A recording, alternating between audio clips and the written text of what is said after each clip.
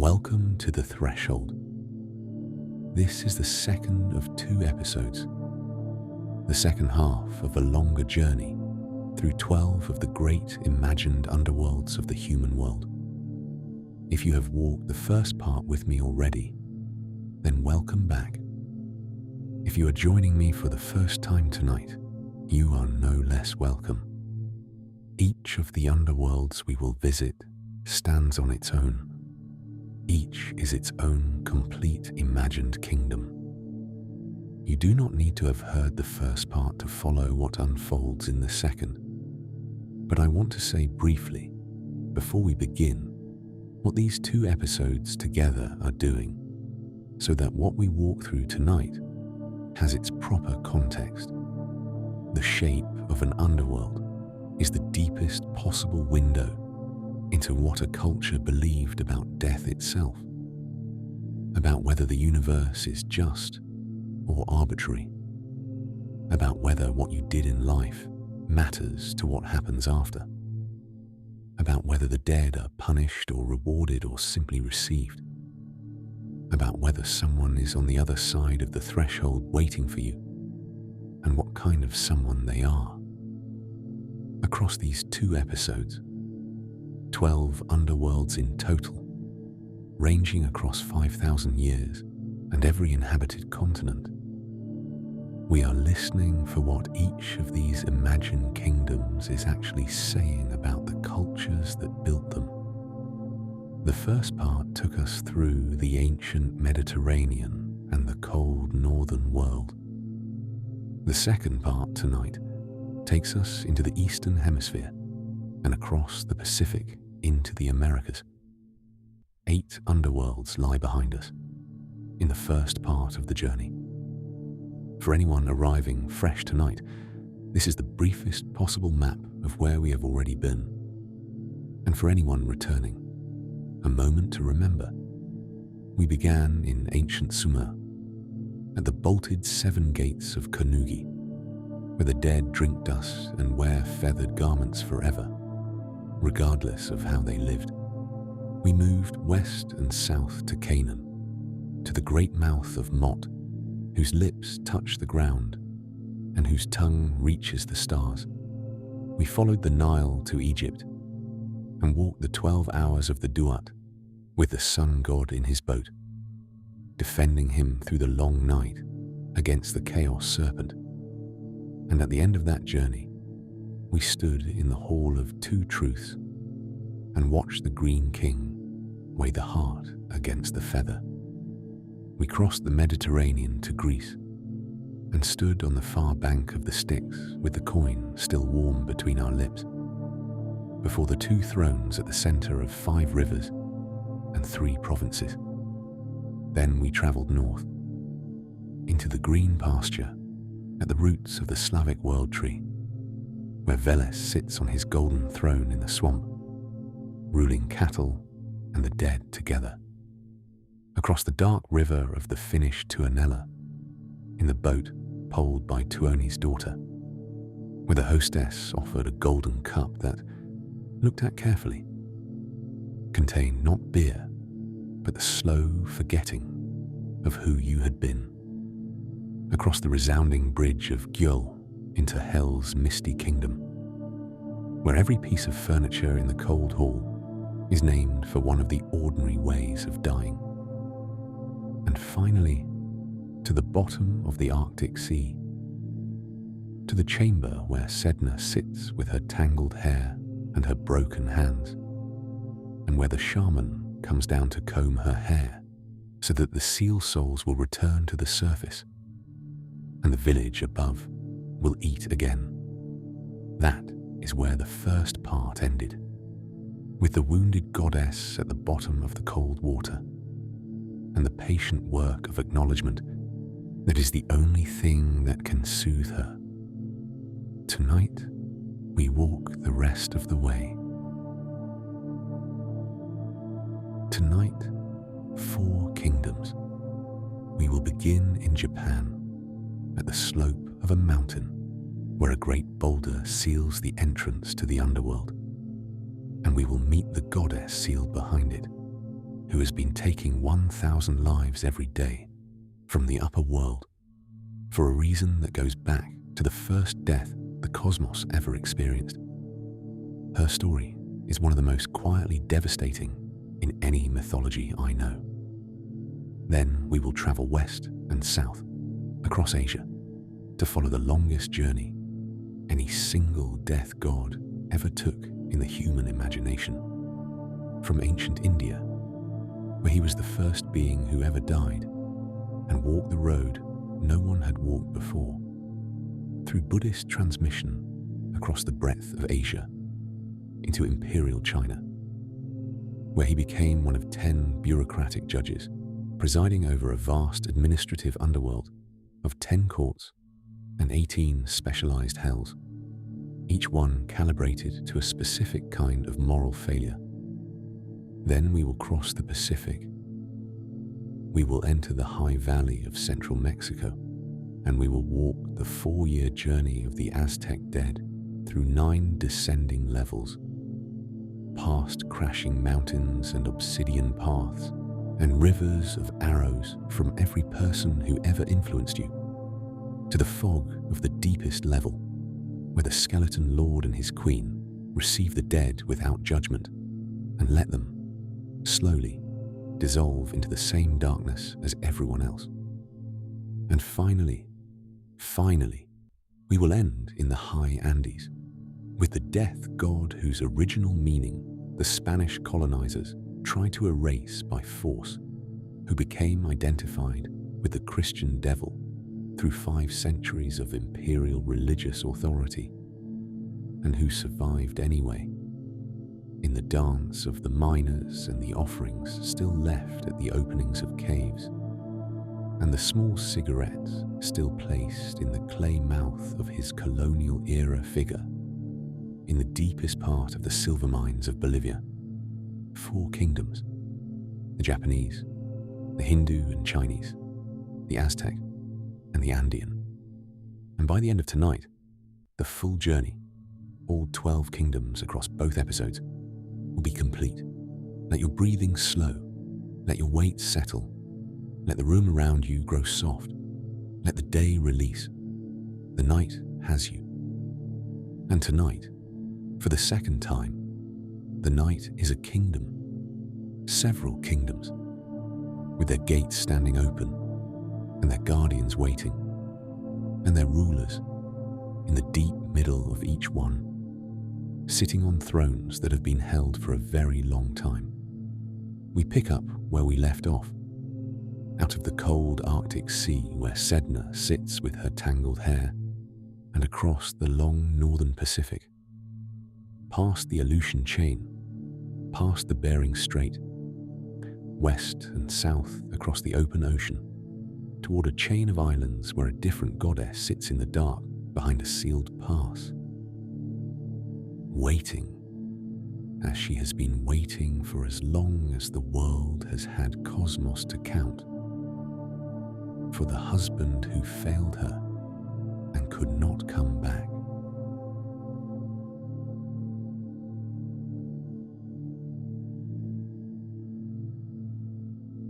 We arrive in Japan, the chain of islands at the eastern edge of the Asian world, and the home of a mythology unlike any other we will visit across these 2 episodes.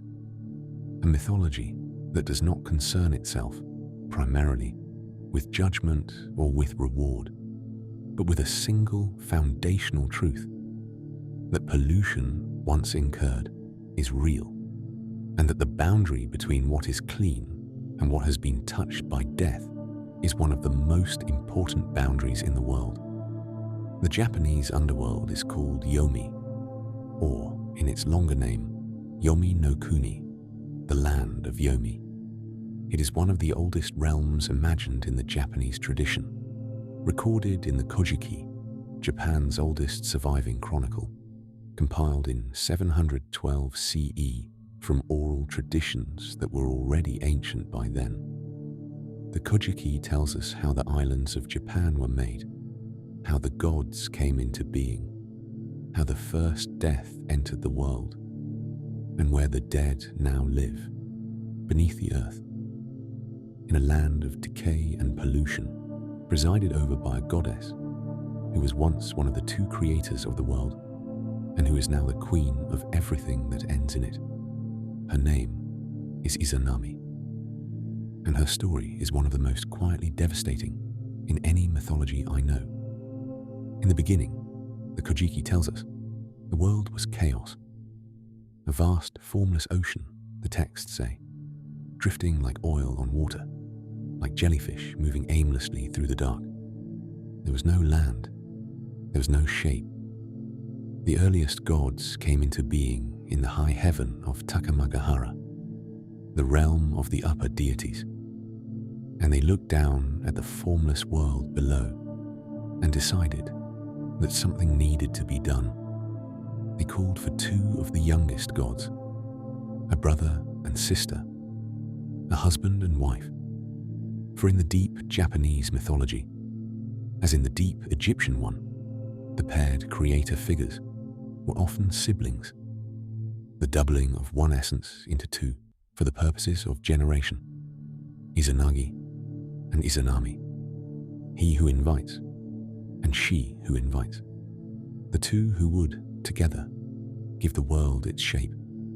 They stood on the floating bridge of heaven, the celestial bridge that joined the upper world to the lower formless chaos, and they were given a jeweled spear, and they stirred the primordial waters with it. When they lifted the spear, the drops that fell from its tip became land. The first island of Japan was born from a single drop. Then more islands. The archipelago of Japan came into being beneath them as they stirred and lifted, working together to give shape to what had been only ocean. Then they descended onto the island they had made. They built a pillar in its center. They walked around the pillar in opposite directions, he to the right, she to the left, and they met on the far side, and they spoke to each other, and they were married, and then they began the great work of populating the world they had just made. They gave birth to the mountains. They gave birth to the rivers. They gave birth to the wind, to the trees, to the seasons, to the qualities of the world one by one. Everything that the world contained, they brought into being together. The divine couple, who were also the divine artisans, the lovers who were also the makers of everything the world had to make. The Kojiki spends pages on the list of their offspring, naming each new feature of reality as it came into being from the union of these two beings whose mutual love was, in the most literal sense, the substance from which the world was constituted. And then came the god of fire. His name was Kagutsushi, the god of fire, the deity of the burning element that the world needed but had not yet been given. And the only way for the world to receive him, in the logic of the Japanese cosmogony, was for Izanami to bear him the way she had borne everything else. Fire, the texts tell us, is necessary. Fire warms the house. Fire cooks the food. Fire forges the metal. Fire is one of the foundational gifts the gods can give to the world, and the world cannot become fully itself without it. But fire is also, in the most literal sense, what destroys. It is the only one of the great elements that consumes the matter that contains it. And to give birth to fire, to bring the consuming element into the world out of the body of a goddess of generation, was a transaction whose terms the Japanese mythology had to acknowledge honestly, because it could not pretend otherwise. Izanami burned.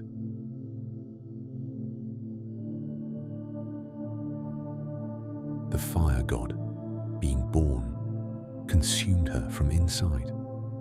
He was the necessary gift to the world, and he was the agent of his own mother's death. And the two of these things were not separable.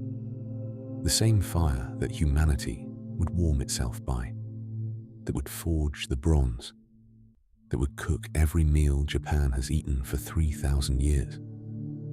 That fire was born from a goddess who was killed by its birth. The gift of the element came at the price of the one who gave it. Izanami died. This is the first death in the Japanese cosmos. Before this moment, nothing had died. The gods had only ever come into being, never gone out of it. Izanami's death is the introduction of mortality itself into the world that she and Izanagi had been building together. The world, by getting fire, also got dying. The two arrived simultaneously, in the same moment, through the same act. Izanagi was beside himself. The Kojiki describes his grief at length. He took the body of his wife in his arms. He wept. He wept so long and so hard that the tears themselves became deities, minor gods of grief, born from the weeping of the husband who had just lost a wife who had been, in the most literal sense, half of him. And then, because grief makes people do things that are not strictly wise, he picked up his sword and he killed their newborn son. Kagutsuchi, the fire god, the cause of his mother's death. Izanagi split him apart with the long 10-grasp sword, and the pieces of the fire god, as they fell, became new deities. 8 new gods were born from the dismembered body of the first one Izanagi killed. The gods of various aspects of fire and metalwork and mountains and rocks. Even in his grief, in the murderous extension of his grief, Izanagi was still creating, still bringing new things into being, even as he was undoing the thing that had undone his wife. And then he did the thing that mythologies do not generally let people get away with. He went after her. He could not accept the loss. He could not bear the thought that Izanami, who had been with him from the beginning of the world, who had stirred the ocean beside him and walked around the central pillar with him and given birth to every mountain and river they had together created, that she was gone and could not be brought back. So he descended. He found the slope that led down into Yomi, the slope called Yomotsu Hirasaka, the even pass of Yomi, the actual location that to this day is identified in the Aya district of Matsue in Shimane Prefecture, where Japanese pilgrims still visit a real and ordinary clearing in the forest that the tradition holds as the entrance to the underworld. He walked down the slope. He passed into the dim country, and he came, eventually, to the palace at the center of Yomi. And here, before we go further into the story, we should pause and look at what kind of place Yomi actually is, because the Japanese underworld has its own particular architecture, and the architecture matters. Yomi is underground, in the most literal sense. It is reached by walking downward, by descending through the slope of Yomotsu Hirasaka, by passing beneath the surface of the world, the living live on. There is no river to cross. There is no ferryman. There are no 7 gates with bolted locks. The Japanese underworld is not heavily fortified against entry the way the Mesopotamian one is. The slope is simply there, and you walk down it, and at the bottom, you are in Yomi. But what makes Yomi distinctive, what makes it categorically different from almost every other underworld we will visit tonight, is its theological character.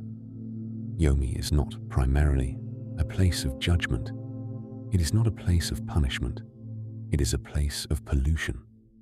The Japanese concept of kagare, ritual pollution, defilement, the state of being touched by what is unclean, runs through the entire Shinto religion, and it is the key to understanding what Yomi is. Death in the Japanese understanding, is the supreme form of Kagare. The body, once dead, is polluted in a sense that is not moral, but structural. It has crossed into a different category of being, and contact with it now transmits the Kagare to those who touch it until it is ritually cleaned away. Yomi is the concentration of this pollution. It is the realm where the polluted dead reside, where decay has become the medium of existence, where everything that is not clean accumulates. This is why the Kojiki describes Yomi the way it does. The palace at its center has 8 pillared halls, the sacred number 8 in the Japanese tradition, the number that signifies many or limitless. It is a great structure, but the light inside is dim. The air, the texts imply, is thick with something the living cannot quite name. And in the deepest chamber of the palace, behind a door that the Kojiki names but does not describe in detail, lies the goddess herself. And Yomi has rules. One rule in particular, which is going to matter for the rest of this story. Anyone who eats the food of Yomi belongs, from that moment forward, to Yomi, forever. This is the central and most absolute law of the Japanese underworld, the same law that operates in the Greek tradition, where Persephone ate the pomegranate seeds and became bound to Hades' kingdom. The Japanese version is starker. There is no negotiated split. There is no half the year above ground. Eat the food of Yomi, and you are Yomis, completely, always. The boundary is absolute. Izanagi reached the palace at the center of Yomi. He stood at the door. He called for his wife. Izanami answered. Her voice came from behind the door, from the dim interior of the 8-pillared hall, from somewhere he could not quite see. My beloved, she said, you should not have come. He told her his errand. He told her that the world they had been making was not finished, that the creation they had begun was incomplete without her, that he had come to bring her back. He pleaded with her to return with him to the upper world. And Izanami, from behind the door, still hidden, still in the dim, gave him the answer that would shape the entire rest of the story. I want to go with you, she said, but you are too late. I have already eaten of the food of this land, and I can no longer go back with you. This is the central tragedy of the Izanami story, and the place where its mechanics become inescapable. She had eaten. Not very much, perhaps. Not knowingly, perhaps. Simply, she had eaten the food of Yomi, because she had been there long enough that food had been needed, and the food that was available was the food of the underworld. And now the rule applied to her. She belonged to Yomi. The bond was already complete. But, and this is the part that is the cruelest when you understand what is coming, Izanami did not give up. She wanted to leave with him. She wanted the rule to be negotiable. And so she added a second sentence to her message from behind the door. Let me speak with the Lord of this land, the Lord of Yomi, and see whether some arrangement might still be made. Wait for me. But please, do not look at me while I am gone. And then she went into the deeper part of the palace to negotiate. Izanagi waited. How long? The sources do not exactly say. Long enough that the waiting became unbearable. Long enough that the dim of the hall began to feel intolerable. Long enough that the silence behind the door began to feel like something other than absence, like a presence that was refusing to come back, like a wife who was being kept from him by the dark of Yomi itself. He broke. He took the comb from his right hair knot, broke off one of its teeth, and lit it as a torch. He stepped past the threshold, into the deeper hall, into the chamber where his wife was. He had been told not to look at her. He looked, and what he saw was not Izanami. It was what death does to a body. The corpse was full of maggots. The flesh was blackened. The head, the chest, the belly. 8 thunder gods had been born from the decomposition itself. Gods of decay, gods of pollution. Deities formed out of the very process of the body returning to its constituent matter. They were perched on her, the way crows perch on a dead thing in a field.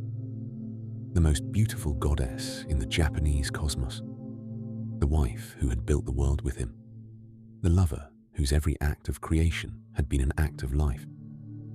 And now this. Now decay, in its most physical and unrelenting form, made into a deity by the long, slow process of being dead.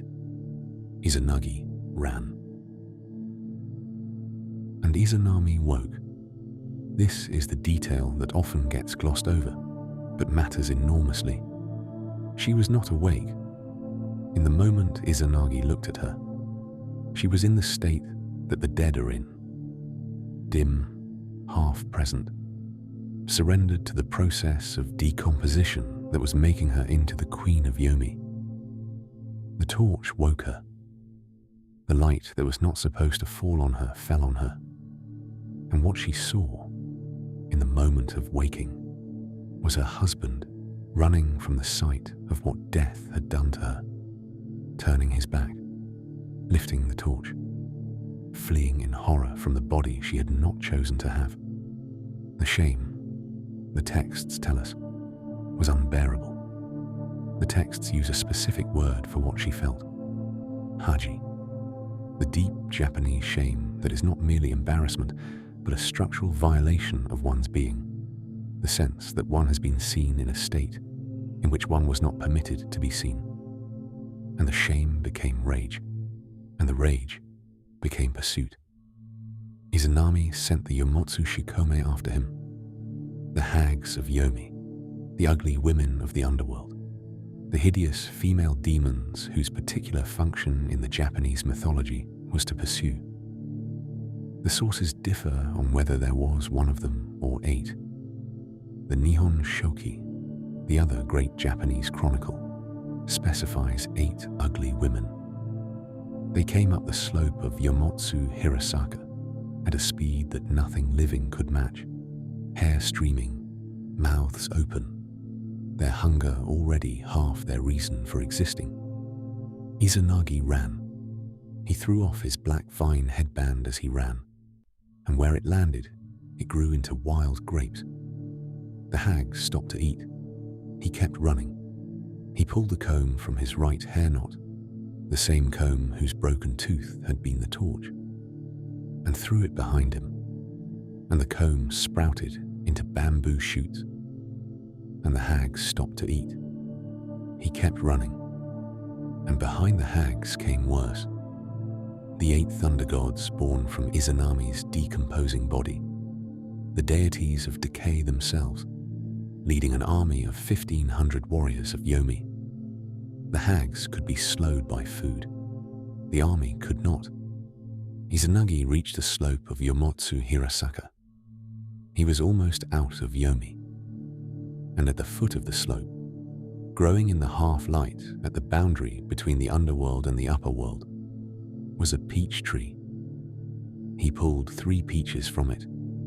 He turned and threw them at his pursuers, and the gods of thunder and the army of 1,500 all broke.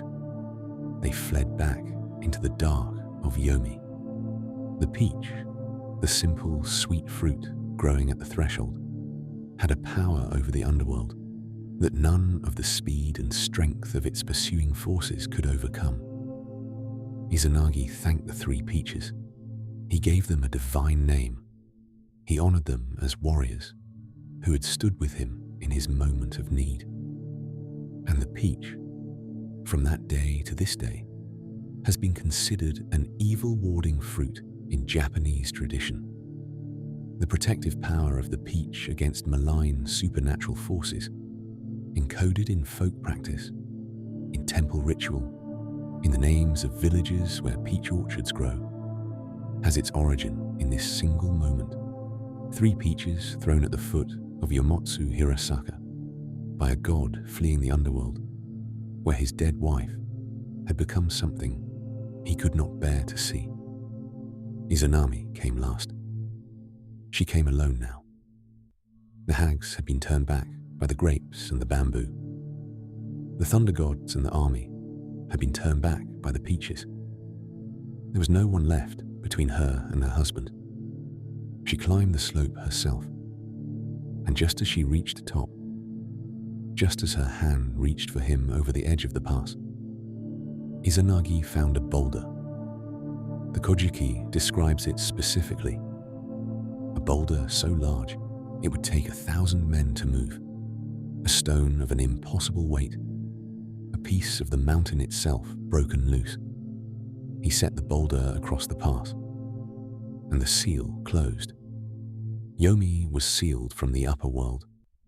The slope of Yomotsu Hirasaka, which had been a passage one could walk down, became a passage that was no longer passable. From this moment forward, and from that day, in the Japanese understanding, to the present, the boulder remains. The dead cannot return. The living cannot, except by extraordinary effort, descend. And then, with the boulder between them, the 2 former creators of the world, the husband and wife, who had together stirred the ocean and given birth to the islands of Japan and every mountain and river the world contained, had their final conversation. They spoke through the stone.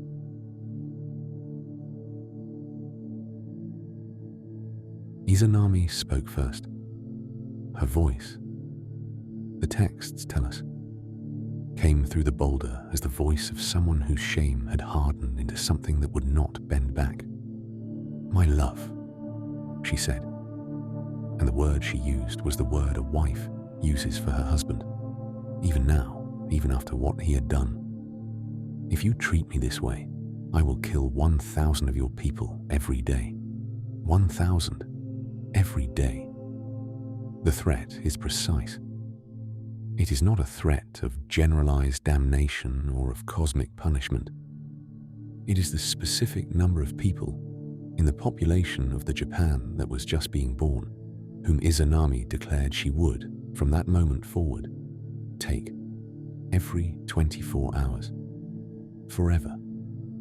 The first death had introduced mortality into the world. This declaration would systematize it, make it ongoing, make it Izanami's specific, named daily work as the queen of the underworld that her husband had sealed her into. And Izanagi answered. From his side of the boulder, looking back at the stone that separated him from the wife he had loved enough to follow into death, and then run from in horror, he gave his answer. "Then I," he said, "will cause 1,500 births every day. 1,500. To match her 1,000. To exceed it. The numbers are exact in the sources. Sen and Sen go hyaku. The Japanese for 1,000 and 1,500. The precise mathematical surplus of life over death that the Shinto tradition has used to explain demographic increase for 14 centuries. This exchange is the explanation of mortality in the Japanese tradition. Every death that happens, every funeral that is held, every child who is lost, Izanami took them. Every birth that happens, every infant who is delivered, every new life that begins, Izanagi caused them.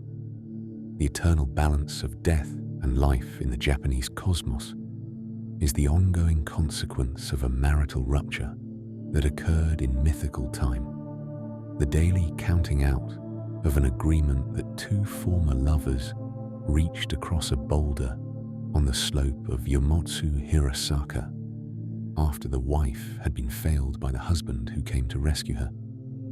And Izanami became, in the moment of the bargain, what she had not been before.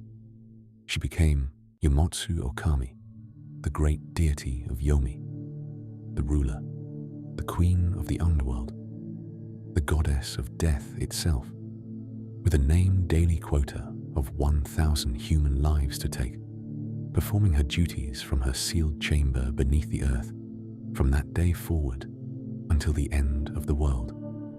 This is how Izanami became the goddess of death, not by being suited to it, not by being chosen for it, not by accepting it as her proper role in the divine economy.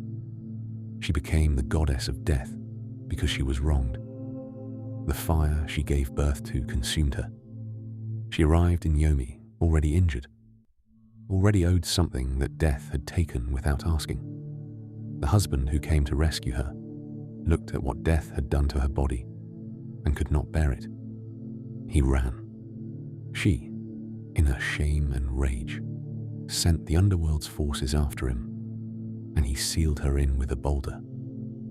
He divorced her through stone, and she, now permanently the queen of a kingdom she had not chosen, declared her daily intention to take 1,000 of his people.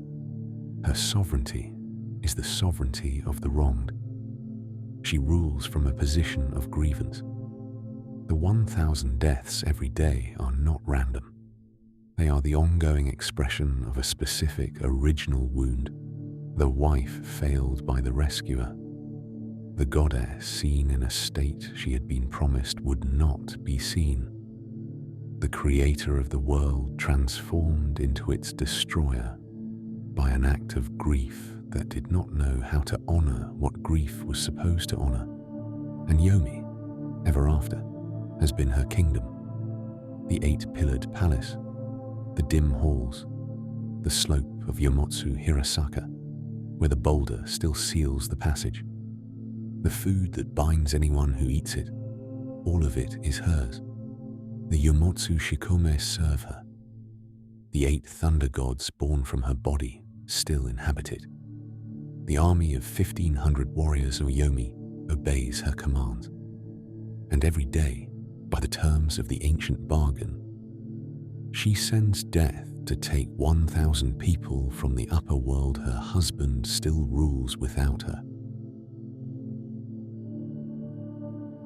So, what does the Japanese underworld tell us about how this culture understood death? It tells us first that the Japanese understood death as pollution, not as judgment, not as reward or punishment, as a categorical change in the substance of a being. The body, once dead, has crossed into a state that is structurally different from the state of the living, and the difference is not moral, but ontological. The dead are not bad. They are polluted, and the rituals of Japanese funerary practice, the cleansings, the purifications, the careful sequence of acts that must be performed after a death, are not about punishing or rewarding the deceased. They are about managing the pollution that death has introduced into the world. It tells us, second, that the Japanese were honest about the cost of creation. The fire that warmed the world also killed the goddess. The gift and the wound were the same act. The Japanese tradition does not pretend, the way some traditions do, that creation is cost-free, that life can be brought into the world without something else being taken out of it. Izanami's death is the precondition of fire's availability. The very first death in the cosmos was the price of one of the most important gifts the cosmos received, and every death since is, in some sense, a continuation of that original price. And it tells us, third, and this is the part that I find most quietly devastating, that the Japanese imagine their death goddess as someone whose anger was justified.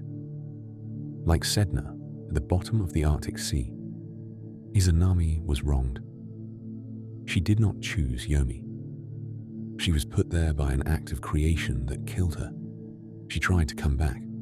The condition required only that her husband wait, that he honor the simple promise of not looking.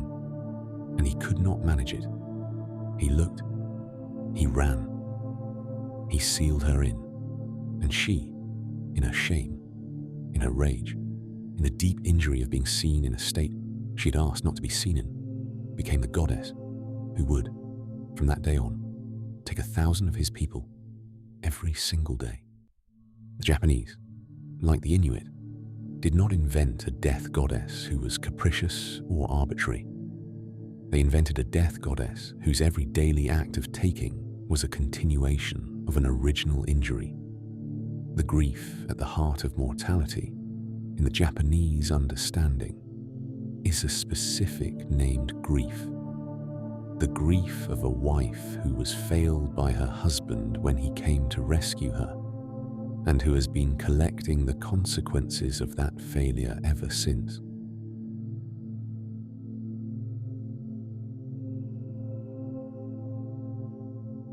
We travel west and south now, off the Japanese islands and back onto the great Asian mainland, into the long stretch of cultural and religious territory that runs from India through Central Asia to China, the corridor across which one of the great religious transmissions of human history once traveled.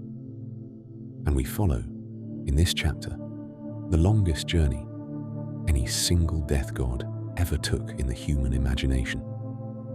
A figure who began in ancient India, in the oldest literature in any Indo-European language, and who ended 3,000 years and several thousand miles later in the bureaucratic afterlife of imperial China. Not because two separate traditions invented the same death god independently, because one tradition carried its death god eastward across the whole of Asia, and as he traveled, he changed, he grew, he multiplied. He was eventually administered, you might say, by his own descendants. In India, he was called Yama. In China, he became Yanluo Wang, King Yanlu, the same name transliterated through Buddhist scripture into Chinese phonetics. The same figure who, by the time he reached Japan, had become Enma Daio, and who Izanami, in her sealed kingdom, never quite encountered, because Japanese Shinto held its own death theology before the Buddhist Yama arrived to overlay it. Same figure, in his original Indian and Chinese forms. Two architectures, two underworlds, separated by 2,500 years of cultural transmission and 4,000 kilometers of trade routes. This is the chapter where the most ancient death god we will meet tonight becomes the most administratively elaborate.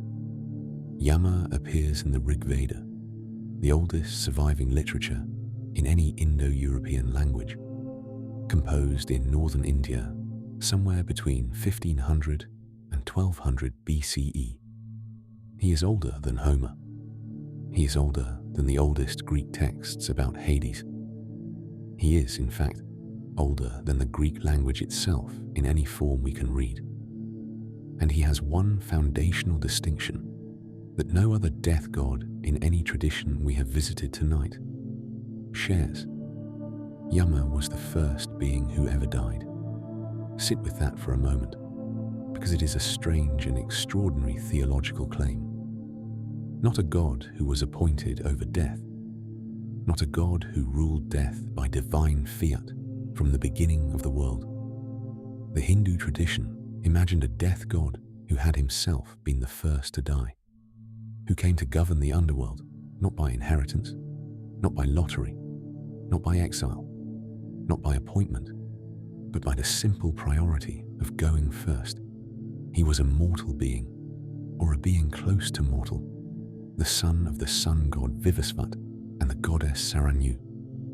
He died, and in dying, he became the first being in the cosmos to discover what was on the other side.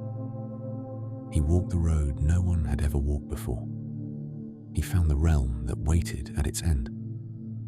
He explored it, and he settled there.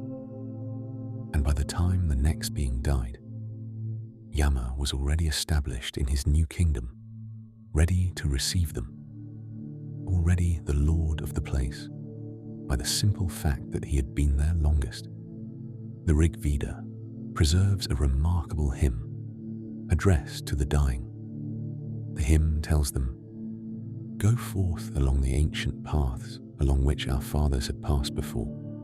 There you will see Yama, the son of Vivasvat. He has already found the way that none had found before. He is waiting for you. He knows the road because he walked it. He rules the kingdom because he built it. He receives the dead because he is the original of all the dead, the elder brother of every being who has ever crossed the threshold. And he greets them with the recognition of someone who knows, more completely than any other being in the universe could, what they have just been through."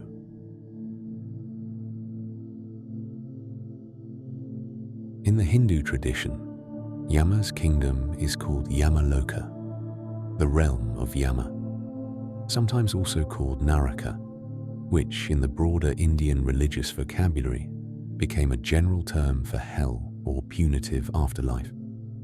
It is located in the cosmological geography to the south, the southern direction in Hindu thought being the direction associated with death and the ancestors, the way the north was associated with death in the Norse imagination. Yamaloka is reached by a long road, the same ancient path the Rigveda hymn refers to. The road runs through difficult terrain, and the dead must travel it with care.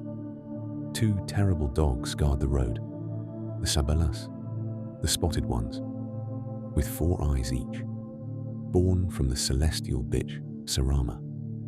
They watch the road, and they note who passes. The Hindu sources sometimes say that the dogs accompany the dead, leading them to Yamaloka. Other sources say the dogs are guardians, allowing only the dead to pass, while turning back any living traveller who might try the road. Either way, the 4-eyed dogs are an Indo-European figure that has parallels we have already seen. The Greek Cerberus, the Norse Garma, the Aztec Solotl. The dog at the threshold of the kingdom of the dead is one of the oldest theological images that the Indo-European cultures share. And at the end of the road, Yamaloka itself, a great city in some descriptions, a vast assembly hall in others. Yama sits enthroned at the center, and beside him stands the most important figure in the entire administrative apparatus of the Hindu afterlife, his divine scribe, Chitragupta. Chitragupta is the record keeper. His name means hidden picture or secret image, and his function in the Hindu cosmos is one of the most quietly precise in any mythology I know. From the moment of every person's birth, Chitragupta begins to keep account. Every deed, every word, every thought that the person undertakes is recorded in his great book, the Agra Sandhani, the Register of Deeds, in real time as it happens, without omission and without error. Nothing is forgotten, nothing is excused, nothing is missed. By the time the person dies, their entire life is on file, and when the dead arrive in Yamaloka, the accounts are consulted. Chitragupta opens his book at the relevant entry. Yama listens to the record being read, and then, with the Dharma keeper's precision, the verdict is given. Yama is not, in the Hindu tradition, a cruel judge. This is worth saying clearly, because his iconography sometimes invites the misreading. He is depicted with green skin, the color of the dead in Hindu iconography, the same green that the Egyptians used for Osiris. The color association that recurs in cultures that observe the cyanosis of the recently dead and named their afterlife after what the body actually looked like. He carries a mace, the symbol of his authority. He carries a noose, with which he is said to extract the soul from the body of the dying. He rides a black buffalo, slow, immense, the antithesis of the bright Indo-European cavalry horses on which other gods are typically mounted. His gaze, the texts say, is terrible, not because he is malicious, but because the full reckoning of a life, seen completely, is always somewhat terrible. But the function he performs is Dharma, the cosmic order, the law that holds the universe together. Yama is the Dharmaraja, the Lord of Dharma, one of the great upholders of right action in the entire Hindu pantheon. When he judges according to the Dharma. When he assigns the dead to their appropriate destinations, he does so by the principle of right action. The actions a life has actually undertaken, weighed against the moral and cosmic order that the actions ought to have served. The destinations themselves are multiple. Hindu cosmology imagines not a single afterlife, but a complex of narakas, punitive hells of varying severities, calibrated to specific sins, alongside heavenly realms, the Svarga, and the great cycle of samsara, rebirth, which is the most common destination of the dead. The Hindu dead do not, in general, stay in Yamaloka forever. They are judged, they are sentenced to whatever afterlife or punishment their karma requires. And then, when the sentence is served, they are reborn. The wheel turns. They re-enter the world in a new body, with a new set of conditions to live again. Yama presides over all of this. He is the gatekeeper of samsara, in a sense, the figure at whose throne the cycle of rebirth is administered. He is the original of every being who has ever died, the elder brother of every soul who has ever crossed the threshold, and he sees them all received, judged, sentenced, and ultimately released into the next turn of the wheel.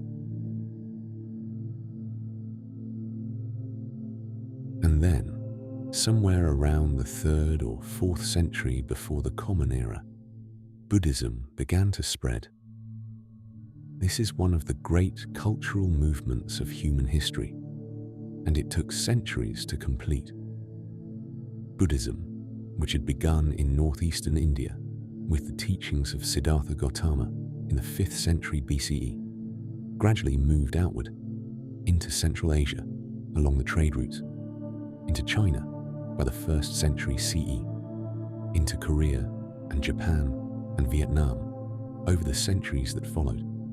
Wherever Buddhism went, it carried with it the Indian religious vocabulary, the Indian cosmology, the Indian system of karma and rebirth and judgment after death, and it carried Yama. Yama, as Buddhism moved east, was incorporated into the Buddhist understanding of the afterlife, and through Buddhist transmission, he entered the cultural worlds of every country that received Buddhism. In Tibet, he became Shinrajé, the Lord of Death. In Japan, he became Enma, or Enma-Dayo, the great king of the underworld, whose iconography still appears in Japanese temples today. In Korea, he became Yumna. In Vietnam, Diem La. The names varied. The function did not. Yama, the first to die, kept his role as the judge of the dead across every Asian culture that Buddhism reached.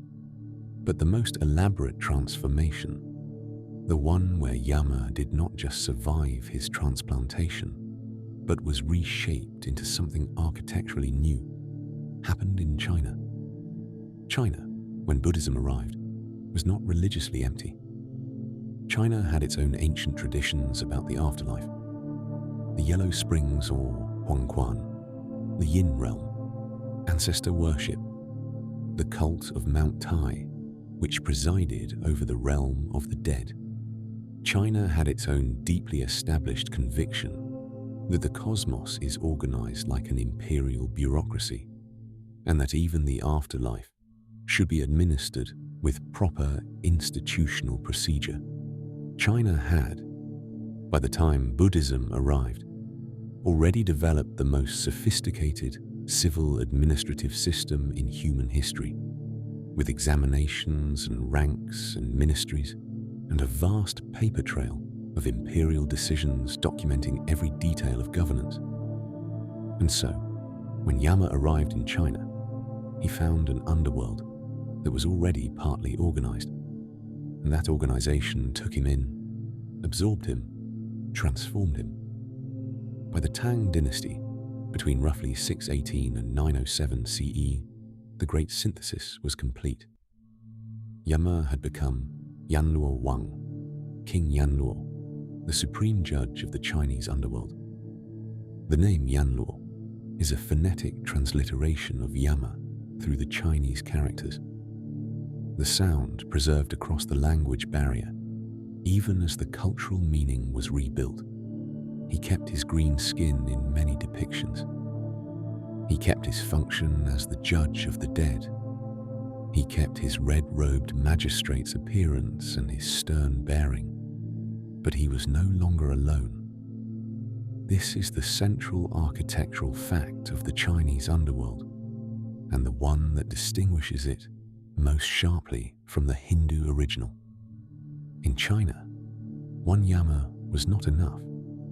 The Chinese bureaucratic imagination could not accept that a single judge, however cosmic, however authoritative, could handle the caseload of the dead of the most populous civilization in the world.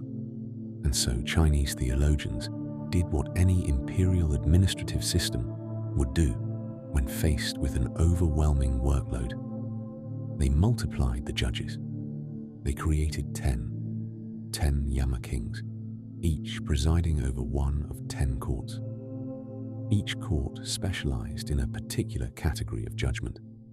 The whole system mirrored the imperial Chinese government, with its ministries and its bureaus and its specialized tribunals, each one handling its own portfolio of cases, all reporting up through a hierarchy that culminated in the supreme judge himself. And so we arrive at Diyu, the Earth Prison, the Chinese underworld, the most architecturally elaborate afterlife system any human culture has ever imagined. Diyu is underground. The Chinese sources are specific about this. The underworld is located beneath the earth, beneath the world of the living, in a vast subterranean complex of cities and roads and courts and prisons. Its capital is a city called Yudu, the dark capital, and Yudu is imagined in exact and architecturally specific detail. Black palaces, bureaucratic offices with vast registers, a misty darkness that does not lift, a city laid out like the imperial capital of the living world, but rendered in the colors of permanent shadow. And to reach Yudu, the dead travel. The journey to Diyu has its own geography, which the Chinese sources have laid out with characteristic precision. The road descends, down and northward, the texts say, the same downward and northward orientation that we encountered in the Norse Helvega, the orientation that recurs across Indo-European death cosmologies, because the north is the direction of cold, and the dead are imagined to be cold. The dead travel down. They cross a great body of water, the yellow springs, Huangquan, the underground river that separates the world of the living from the world of the dead. They pass landmarks. They are escorted. And the escorts of Diyu are some of the most quietly memorable figures in the entire Chinese cosmology. The black and white impermanences, Heibai Wucheng, a pair of supernatural beings who together collect the souls of the newly dead and bring them down to Diyu for judgment. The white impermanence is Xie Bian, dressed in white robes, tall and thin, his tongue often shown lolling from his mouth in folk depictions. The black impermanence is Fan Wuju, dressed in black, shorter and stockier, equally strange in appearance.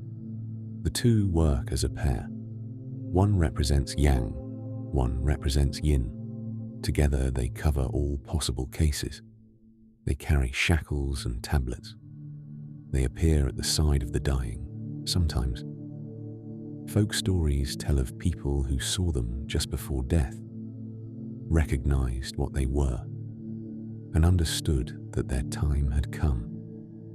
And beyond the black and white impermanences, the guards of Diyu, Oxhead, Nutu, and Horseface, Mamian, the two great hellish enforcers with the heads of an ox and a horse on the bodies of fearsome men. They patrol the boundaries.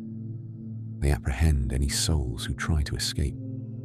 They escort the harder cases, the unwilling dead, the criminals, the souls who refuse to come quietly, down to the gates of the underworld for processing, and then the courts. The Chinese sources differ slightly on the exact roster of the 10 kings and their specific specializations, but the system as it was formalized in the great Buddhist text known as the Scripture on the 10 Kings runs roughly as follows. The first court, presided over by King Qingwang, the court of intake. This is where every soul, without exception, arrives first. King Qingwang reviews the soul's life record, which has, like the Hindu equivalent, been meticulously maintained by the underworld scribes, and determines the soul's general moral standing. Souls whose lives have been on balance virtuous are routed efficiently toward reincarnation through the rear courts. Souls whose lives have been on balance wicked are sent to the appropriate court of punishment. King Qingwang also possesses one of the most striking objects in the entire Chinese underworld iconography, the mirror of karma, Yiqing, in which the deceased can be shown a visual review of their life's actions. Every wrong deed they performed played back to them in unsparing detail. The second court, presided over by King Chujiang, handling thieves, fraudsters, and corrupt officials. Punishments here include immersion in ice-cold lakes and certain specialized tortures designed for those who took what was not theirs. The third court, presided over by King Songdi, handling the ungrateful and disrespectful, those who failed in filial piety, who showed disrespect to elders, who betrayed the basic social obligations the Confucian tradition held most sacred. The Chinese underworld, true to its cultural origins, takes ingratitude very seriously. The fourth court, presided over by King Wuguan, handling cheaters and tax evaders. Within this court is the city of innocent death, Wangxichong, a walled city within the underworld, where those who died unnaturally or unjustly, murder victims, the executed innocent, those who died before their proper time, are housed. They wait there, and they are allowed to watch their enemies suffer in the other courts, before themselves proceeding to whatever fate awaits them. The fifth court, presided over by King Yanluo himself, the king from whom the whole system takes its broader name. His court handles the most serious sins, plotting for money, plotting for the death of others, loan sharking, and the sins that descend from cruelty and greed. The punishments here include the famous Mountain of Knives, Daoshan, a spiked elevation onto which the worst offenders are thrown, ground against the blades, restored, and thrown again. King Yanluo, the inheritor of Yama's name and authority, presides over the central court of the underworld because his court handles the deepest and most fundamental kinds of moral failure. The sixth court, presided over by King Biancheng, handling blasphemers and those who show disrespect to the gods. The seventh court, presided over by King Taishan, handling those who exploited others, who profited from suffering, who committed crimes of commerce and dishonesty in trade. The eighth court, presided over by King Dushi, handling those who showed cruelty to others, particularly to children and to the helpless. The ninth court, presided over by King Pingdong, handling murderers, arsonists, and those whose crimes destroyed others' lives. The name Pingdong means equality or impartiality, and the court is named for the principle that no soul, however highly born in life, is exempt from the judgment given here. Even emperors must face this court. And the 10th court, presided over by King Zhuanlun, the wheel-turning king. This is the final court, and the one that completes the system. King Zhuanlun does not punish. He oversees reincarnation. By the time a soul reaches the 10th court, it has either passed through the punitive courts and served its sentence, or it has been judged sufficiently virtuous to proceed directly. Either way, the 10th court is where the wheel of rebirth is administered, where the soul's next life is determined, allocated, and prepared. Beneath the 10 courts, in the deeper levels of Diu, lie the 18 hells. Shiba Chengdiu, the specific torment chambers in which the punishments are carried out. This is the part of the Chinese underworld that the Western imagination has tended to seize on, and not without reason, because the Chinese imagination of punishment in Diu is extraordinarily specific, grimly imaginative, and darkly ironic in a way that makes the punishments fit the sins with almost legal precision. The tongue-ripping hell awaits those who lied, slandered, gossiped, or sowed discord with their words. Their tongues are extracted eternally. Punishments in Diu, like in many traditions of hell, restore the body after each torture so that the suffering can be repeated. The scissors, hell handles widows who remarried, a punishment whose specifically Confucian moral logic about widow loyalty reveals a great deal about the cultural particularities of the Chinese moral system. The cauldron of boiling oil is for the corrupt, those who took bribes, who exploited their office, who profited from the misery of those they ruled. The mountain of knives, as we have seen, is for those who plotted murder for gain. The lake of blood is for women who died in childbirth, a punishment that reflects, uncomfortably, the Chinese understanding of birth blood as ritually polluting. The ice hell freezes the lustful and the adulterous, the pillar of fire, where arsonists are bound and made to burn as they made others burn. The tree of knives, with sharpened blades for leaves, which the dishonest in business must climb. And on and on. 18 different specialized hells in some traditions, more in others, each one calibrated to a specific sin, each one matched to the specific crime, by the inexorable Chinese sense that the punishment must precisely fit. The Chinese underworld is not a place of random torment. It is a system of moral correction, and the system, like the bureaucracy that gave it shape, is exact. But here is the key fact about all of this suffering, the one the Western Christian imagination of hell tends to miss. It is not eternal.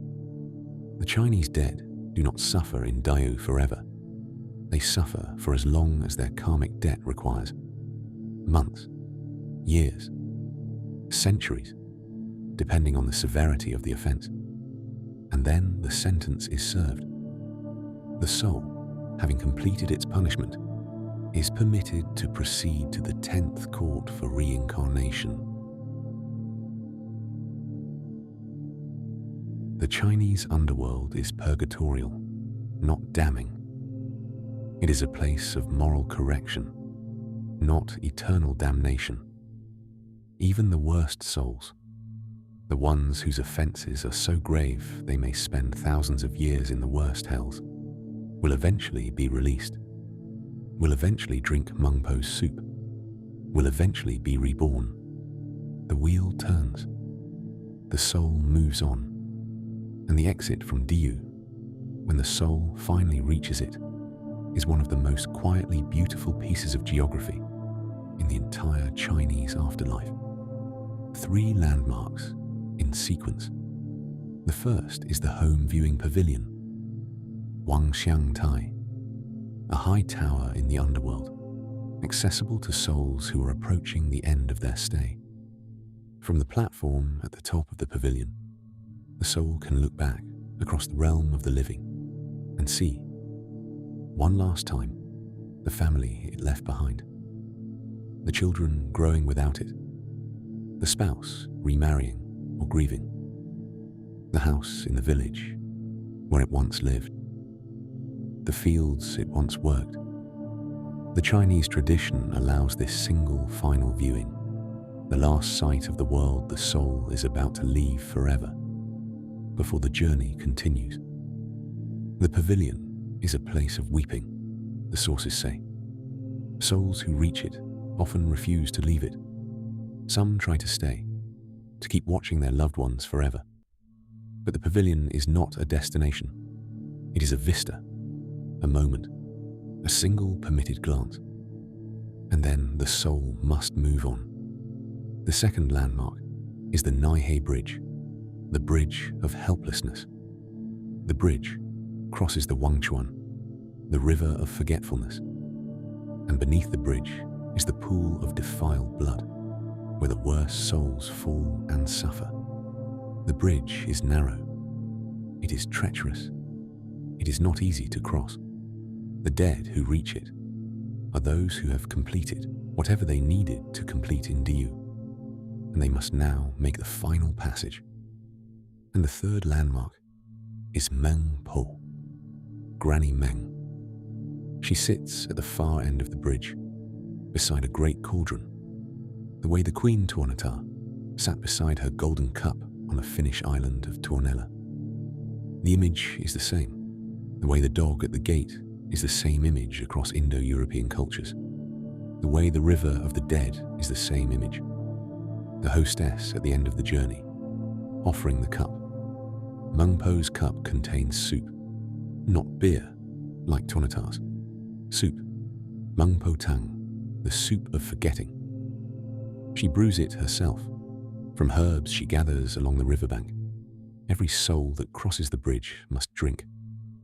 The soup, the Chinese sources say, tastes different to each soul who drinks it. Bitter for some, sweet for others. Sour, or spicy, or salty, depending on the experiences of the life that is now ending. Each soul tastes its own life, in the broth, one final time, in a single sip. And then the soul forgets everything. The name, the face, the family, the years of life that have just been lived, the years in Diyu that have just been served.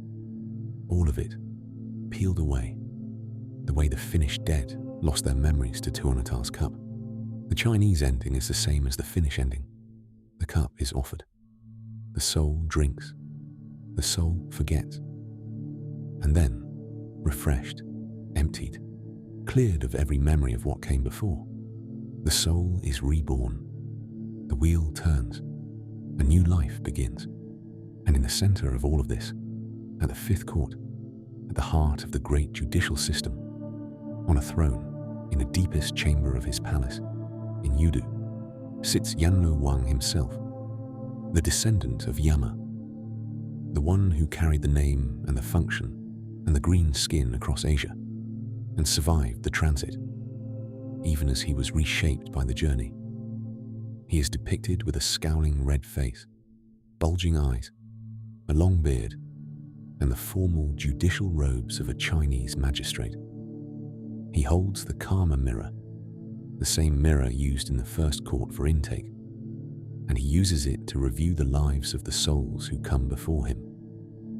He wears the imperial crown. He sits at a great desk piled with documents. Around him stand his officials, his clerks, his scribes, his secretaries, the entire administrative apparatus of a Chinese imperial bureaucracy, but populated by the dead. And what he does in his court is adjudicate.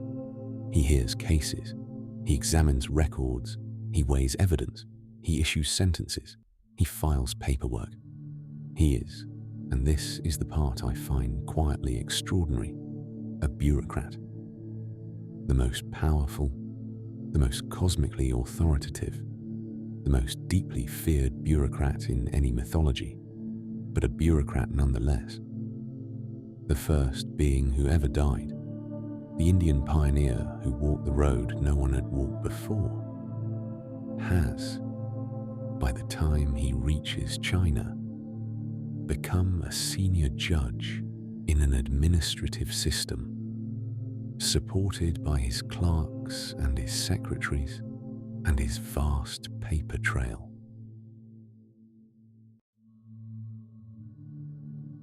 There is something worth pausing on in this transformation. The pioneer became the administrator. The original became the official. The first to die. Yama, who knew the road because he had walked it, became Yanluo Wang, who knows the law because he applies it every day in his court, which is perhaps what happens to all pioneers, given enough time and enough bureaucracy. The road that was first walked by one is eventually paved by many. The verdict that was first delivered by one is eventually rendered by 10. The original, by becoming foundational, becomes embedded, and the embedding is both his survival and his transformation. But the original is still there, in the name, Yanluo, Yama, the first, the one who walked the road. 3,000 years and 4,000 kilometers after his Indian appearance, his name is still the name of the Chinese god of the dead. So what do these twin underworlds, the Hindu Yamaloka and the Chinese Diyu, tell us about how these two cultures understood death? They tell us first that the Hindu and the Chinese imaginations both fundamentally understood the afterlife as a place where accounts are settled. Both traditions imagine the universe as morally exact, as a system in which every action has consequences, every deed is recorded, every life is reviewed in detail after it ends. The Hindu Chitragupta and the Chinese registers of Diyu serve the same theological function. The cosmos is bookkeeper. The cosmos remembers. Nothing is forgotten because nothing can be forgotten. The universe, at its deepest level, is paying attention, and the attention is comprehensive. They tell us, second, that both cultures understood death as not final. Unlike many of the underworlds we have walked through across these two episodes, Hell's misty hall, Tuonella's cold island, Kunugi's feathered dust, where the dead persist as individual selves indefinitely, the Hindu and Chinese afterlives are transitional. The dead are judged, the dead are punished or rewarded, and then the dead are reborn. The wheel turns. Samsara continues. The end of one life is the precondition of the next. The cosmos, in this imagination, does not finally lose its souls. It recycles them, perpetually, through the vast machinery of birth and death and birth again. And they tell us, finally, and this is the part that makes the Yama to Yanluo Wang transformation so philosophically rich that cultures shape their gods to look like themselves. Yama in India was a Dharma keeper, a cosmic moralist, the upholder of the right order of action. Yama in China became a senior magistrate in an imperial bureaucracy, surrounded by clerks and registers, embedded in a 10-court system that mirrors the imperial administrative apparatus.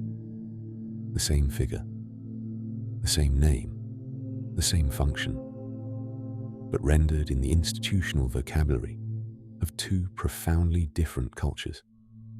The Indian death god is a judge with a scroll.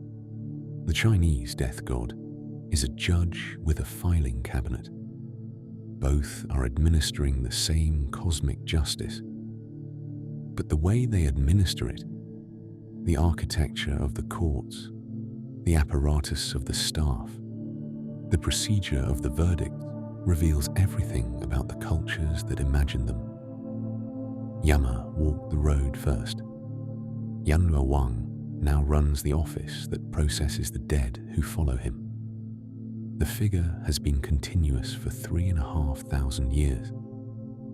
The institution has grown around him, and somewhere in the deepest chamber of Yudu, the first being who ever died still sits, doing the work he found waiting for him when he arrived. Only now, after a long career, with the help of 10 courts and a vast supporting staff.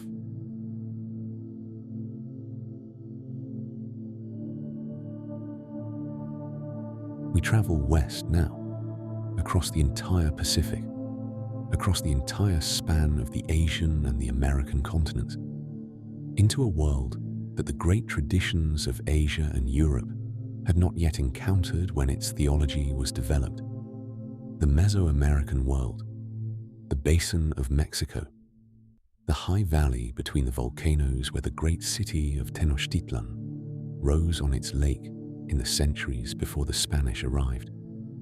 And we move in this chapter into a death theology that is the opposite of the one we have just left.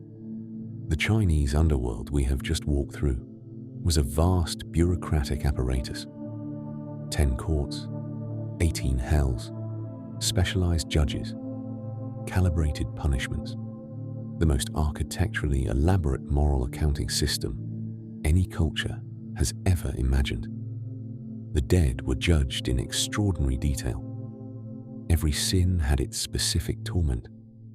Every life was measured against a precise moral standard. The Aztec underworld does none of this. The Aztec dead are not judged.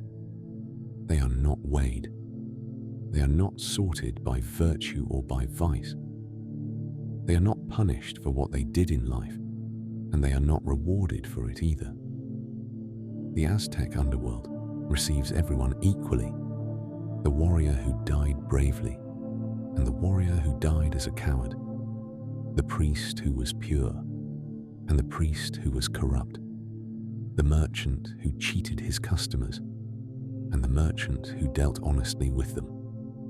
All of them, regardless of how they had lived, undertake the same 4-year journey through the same 9 levels and arrive at the same destination in the same darkness. And presiding over the deepest level, on a throne at the center of all of it, sits the lord of this most strangely democratic of underworlds. His name is Mictlantecuhtli, the lord of Mictlan, the lord of the place of the dead, and his theology is more radical than his appearance might suggest. Before we descend into Mictlan, we have to understand what Aztec theology says about where the dead go in the first place.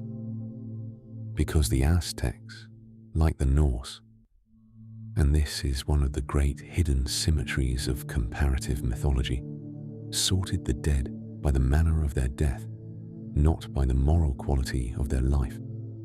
Aztec cosmology imagined not one afterlife, but 4. And which of the 4 you went to was determined almost entirely by how you died. Warriors who died in battle, and women who died in childbirth. both were considered to have died the deaths of warriors, went to accompany the sun. They were called Quarteca, the people of the eagle, and they spent their afterlives flying with the sun god Huitzilopochtli across the sky during the day, escorting him from his dawn rising to his noon zenith. The men accompanied the morning sun. The women accompanied the afternoon sun on the long descent towards sunset. Both were honored destinations, the most prestigious of all the afterlives in the Aztec imagination. Those who died by drowning, by lightning strike, by certain diseases associated with the rain is god Tlaloc, went to Tlalocan, the place of Tlaloc, the paradise of the rain god, a land of eternal spring, of flowing waters, of green crops growing inexhaustibly. The diseases that sent souls to Tlalocan were the water diseases, drowning, of course, but also tuberculosis, dropsy, certain skin afflictions, anything that the Aztecs associated with excess moisture or with the patronage of the storm god. Tlalocan was lush, abundant, eternally productive, a different kind of paradise from the eagle flight, but a paradise nonetheless. Children who died in infancy went to Chichihualculco, the place of the wet nurse tree. This is one of the loveliest pieces of Aztec mythology, and the one that contemporary readers tend to find most moving. The infant dead were imagined to live in a paradise where a great tree grew, and from every branch of the tree dripped milk, actual milk, the milk that nursing mothers produce, and the infant souls drank from the dripping branches and were sustained until the world would be remade and they would be reborn into new bodies. The Aztec imagination did not consign dead babies to limbo or to oblivion. It gave them a milk-dripping tree and a long, quiet wait until they could return to life. And then everyone else. Everyone else, the vast majority of the dead, those who died of ordinary illness, of old age, of accident, of the grinding wear of being alive, went to Mictlan, regardless of how they had lived, regardless of whether they had been virtuous or wicked, kind or cruel, devout or impious. The Aztec underworld received the moral and the immoral with the same indifference, on a same road, for the same 4-year journey, through the same 9 descending levels. Mictlan is democratic in the most literal possible sense. Democracy through indifference. The emperor and the slave receive the same treatment in death. Death, in the Aztec understanding, is the great leveler, not through justice, but through the complete non-application of justice as a sorting principle.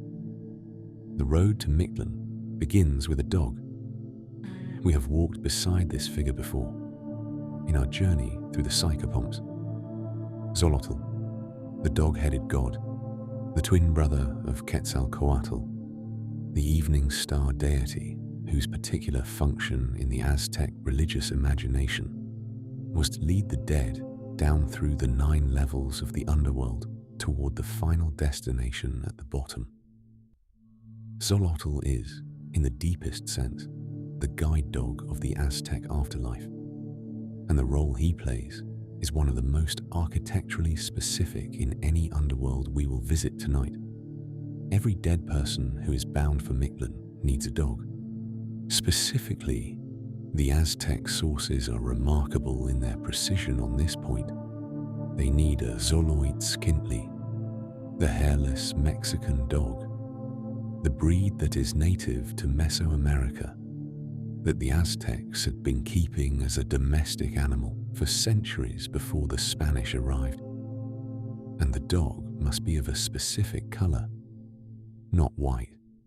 A white Xolo, the Aztecs believed, has already been cleansed too thoroughly in life.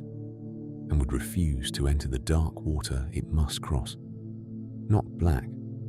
A black solo is too saturated with darkness already, will see the journey as not worth completing, and will lie down on the bank refusing to swim. The dog must be brown or red, the color of the desert sand, the color of dried blood, the in-between color that is neither pure light nor pure dark. Only the red-brown Zolo, in the Aztec understanding, will actually take a dead soul across the river that is the first crossing of Mictlan. And this is why the Aztecs buried their dogs with their dead, not symbolically.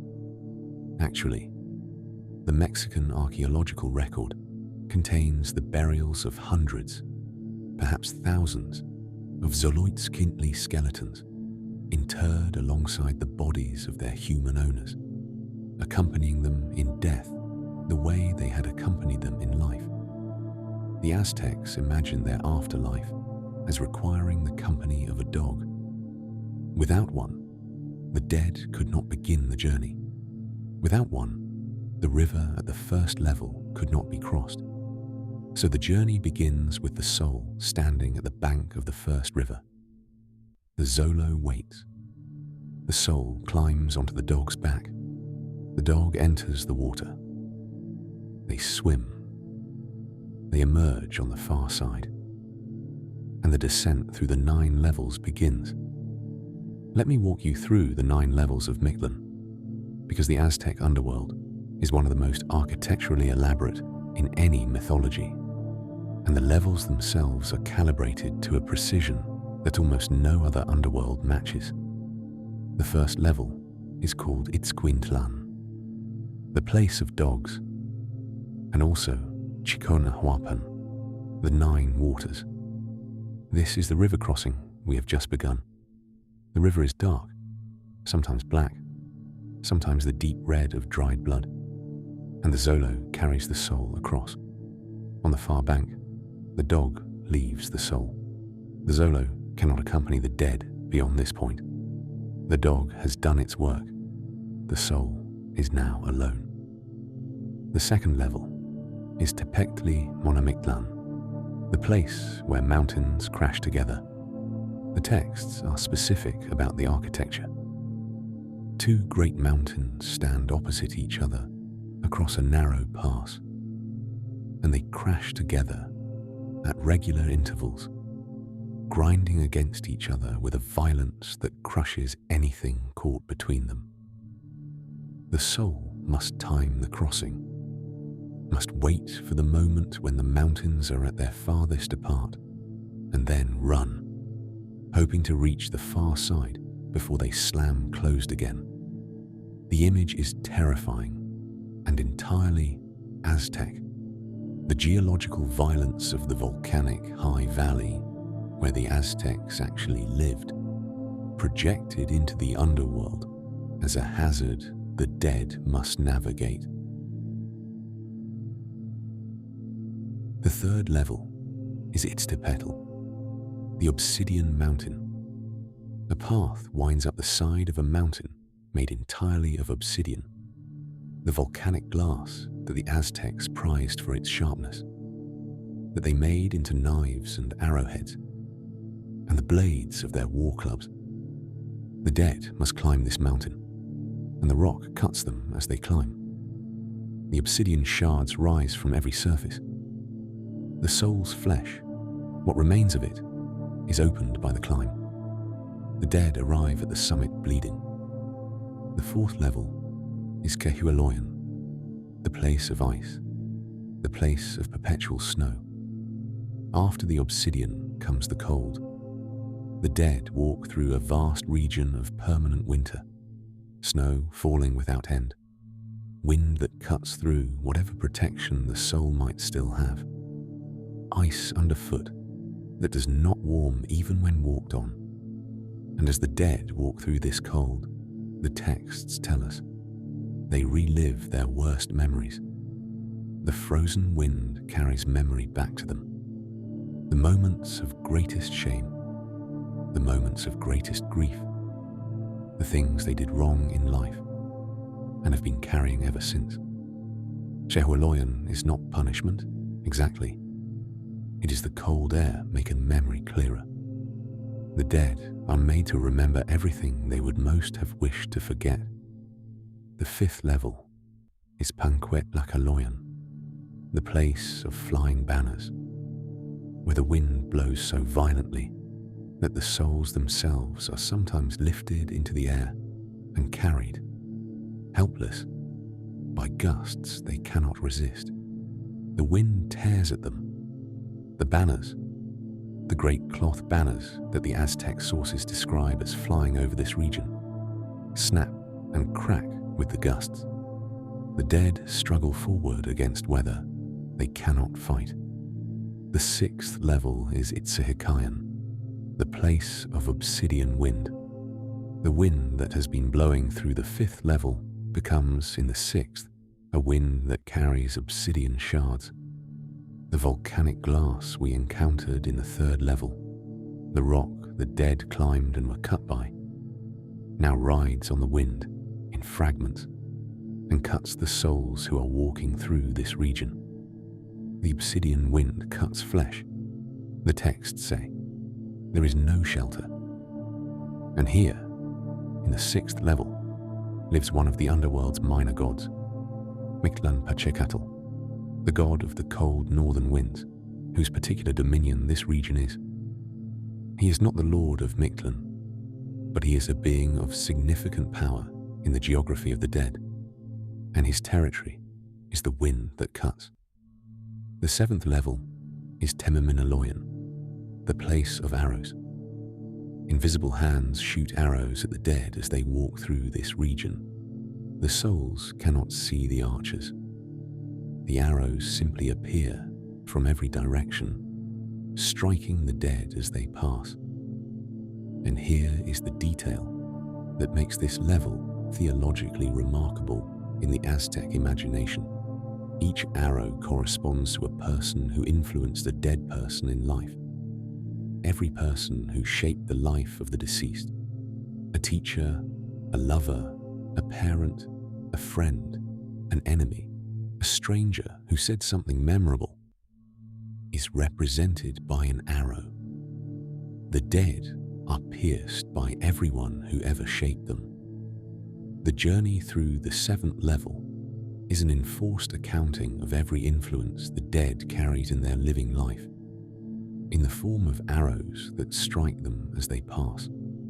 The eighth level is Teolokhualoyan, the place where hearts are devoured. Jaguars roam this region, the great spotted cats of the Mesoamerican rainforest, the highest predators the Aztec world contained, and they hunt the souls passing through.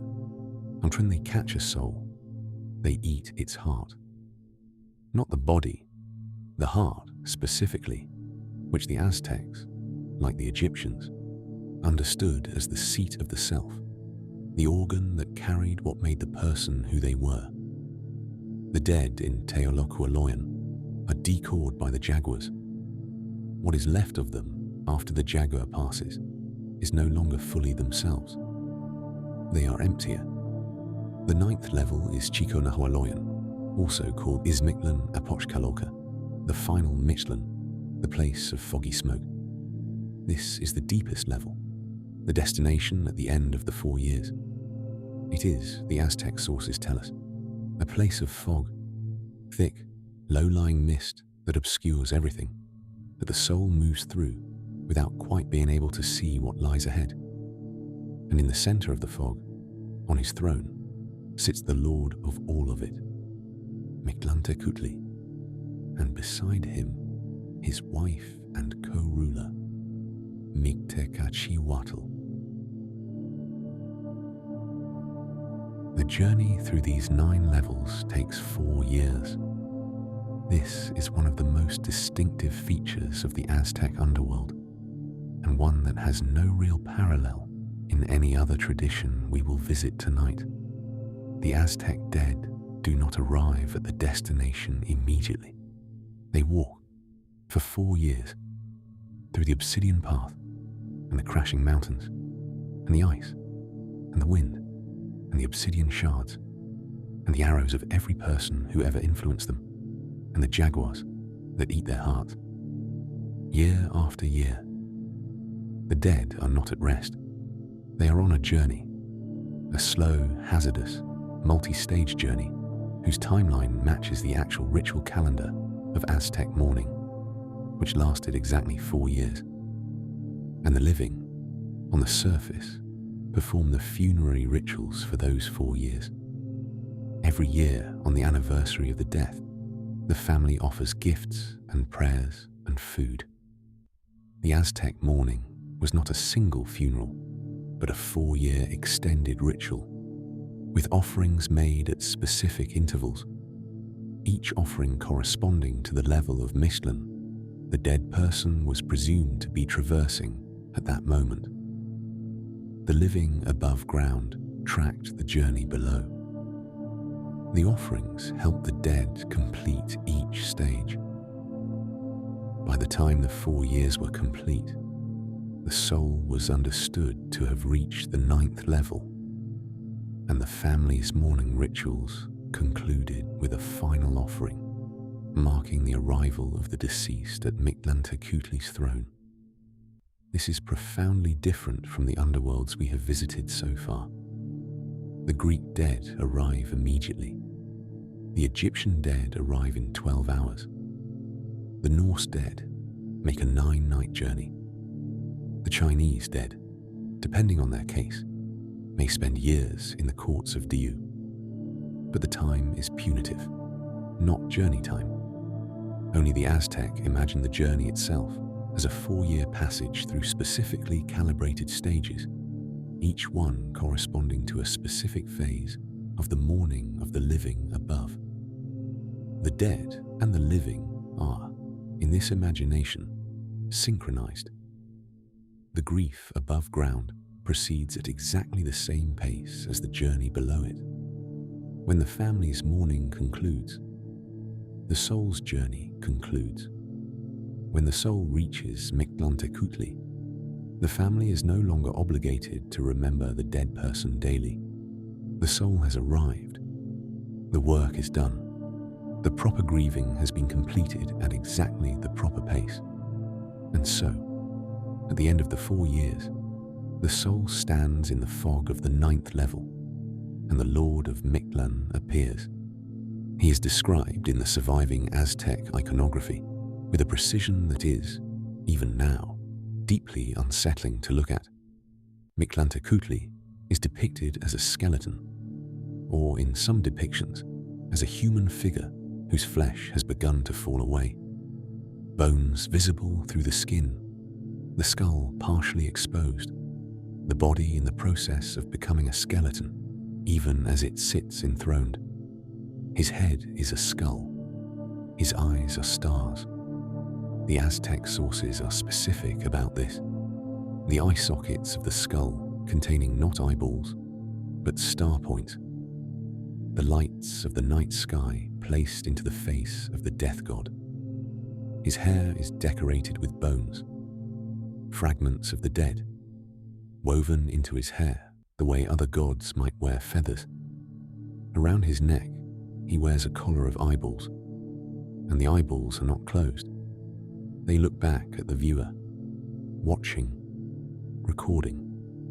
On his head sits a crown made of paper fans or paper banners, the same kind of banners the Aztecs used in their funerary processions. Ritual paper made from the bark of the amate tree, painted with the symbols of mortality. His clothing is made of bones and feathers. His hands hold a staff, often, and sometimes a knife, and beside him sits his wife, Mictlantecuhtli, the Lady of Mictlan, the Queen of the Dead.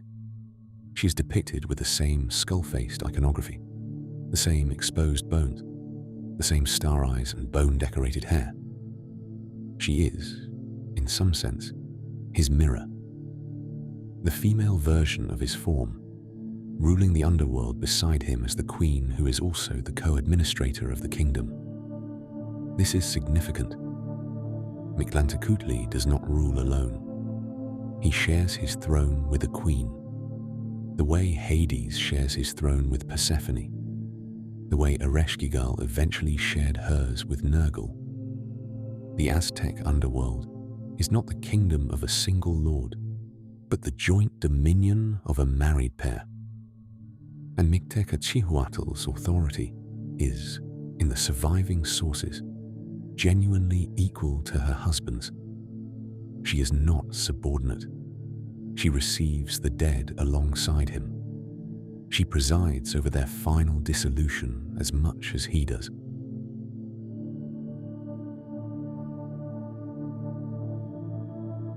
And what does the pair do when the soul finally arrives in the fog of the 9th level after 4 years of walking? They receive. The Aztec sources are oddly quiet on this point. There is no detailed account of the actual reception, no description of words spoken or judgments rendered. The soul arrives. The pair are seated. The soul is now in Mictlan. And then, and this is the strangest and most quietly extraordinary detail of the entire Aztec underworld, the soul dissolves. This is what happens at the end of the journey. The Aztec dead, having walked 4 years through the 9 levels, having arrived at Mictlantecuhtli's throne, having been received by the king and queen of the dead, gradually fade. The texts are explicit about this. The soul does not remain in Mictlan as an eternal individual, the way the Greek dead remain in Hades or the Norse dead in hell. The soul is received and then, over time, extinguished. The personality dissolves. The memories dissolve. What was the soul becomes part of the general darkness of Mictlan itself, undifferentiated, no longer carrying any particular identity, no longer the specific person who walked the 4-year road.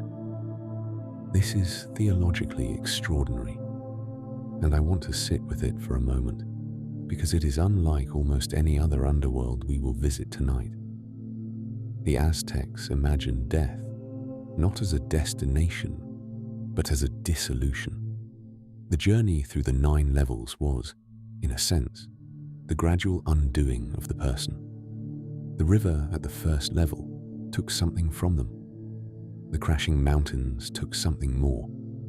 The obsidian and the cold and the wind and the arrows of every influence and the jaguars eating their hearts. Each level removed a layer of what made the soul a specific being. By the time the soul reached the 9th level, what remained was already attenuated. And then, at Mictlantecuhtli's throne, the final dissolution completed what the journey had begun. The dead, in Mictlan, finish becoming dead, and the dissolution is the same for everyone. This is where the Aztec death theology becomes, in my view, one of the most quietly radical in any culture we will visit tonight. The dissolution does not depend on virtue. It doesn't depend on moral status. The emperor dissolves at the same rate as the slave. The priest dissolves at the same rate as the thief. The warrior spirit who went to accompany the sun, and the woman who went to the milk-dripping tree, and the child who went to Tlalocan. They persist as individual selves in their respective paradises, but the ordinary dead, the great majority, dissolve, all of them, equally, in the same darkness, at the same rate. Death, in the Aztec imagination, is not the place where individuals go to be judged. It is the place where individuality itself is undone, where what made the person specific is, slowly, and through the architecture of the journey, given back to the universe. The soul does not survive in Mictlan as a distinct being for very long. It is received, it is dissolved, and what was once a person is now simply part of the same darkness that has always lived in the deepest level beneath the world. There is one story about Mictlantecuhtli that I want to tell. because it reveals what kind of being he is in the broader Aztec cosmology. And the story is one of the most quietly mischievous in any mythology I know. After one of the great destructions of the previous world, the Aztecs imagined the cosmos as cyclical, with 5 successive worlds destroyed and recreated, each one inhabited by a different kind of being. There were no humans on the earth. The previous human population had been wiped out in one or another of the great catastrophes. And the gods of the new world, looking down at the empty earth, wanted to populate it again. They needed bones. Specifically, they needed the bones of the previous generation of humans. The bones that had been preserved after the destruction in Mictlan. With those bones, the new gods could fashion the new humanity. Without them, they could not.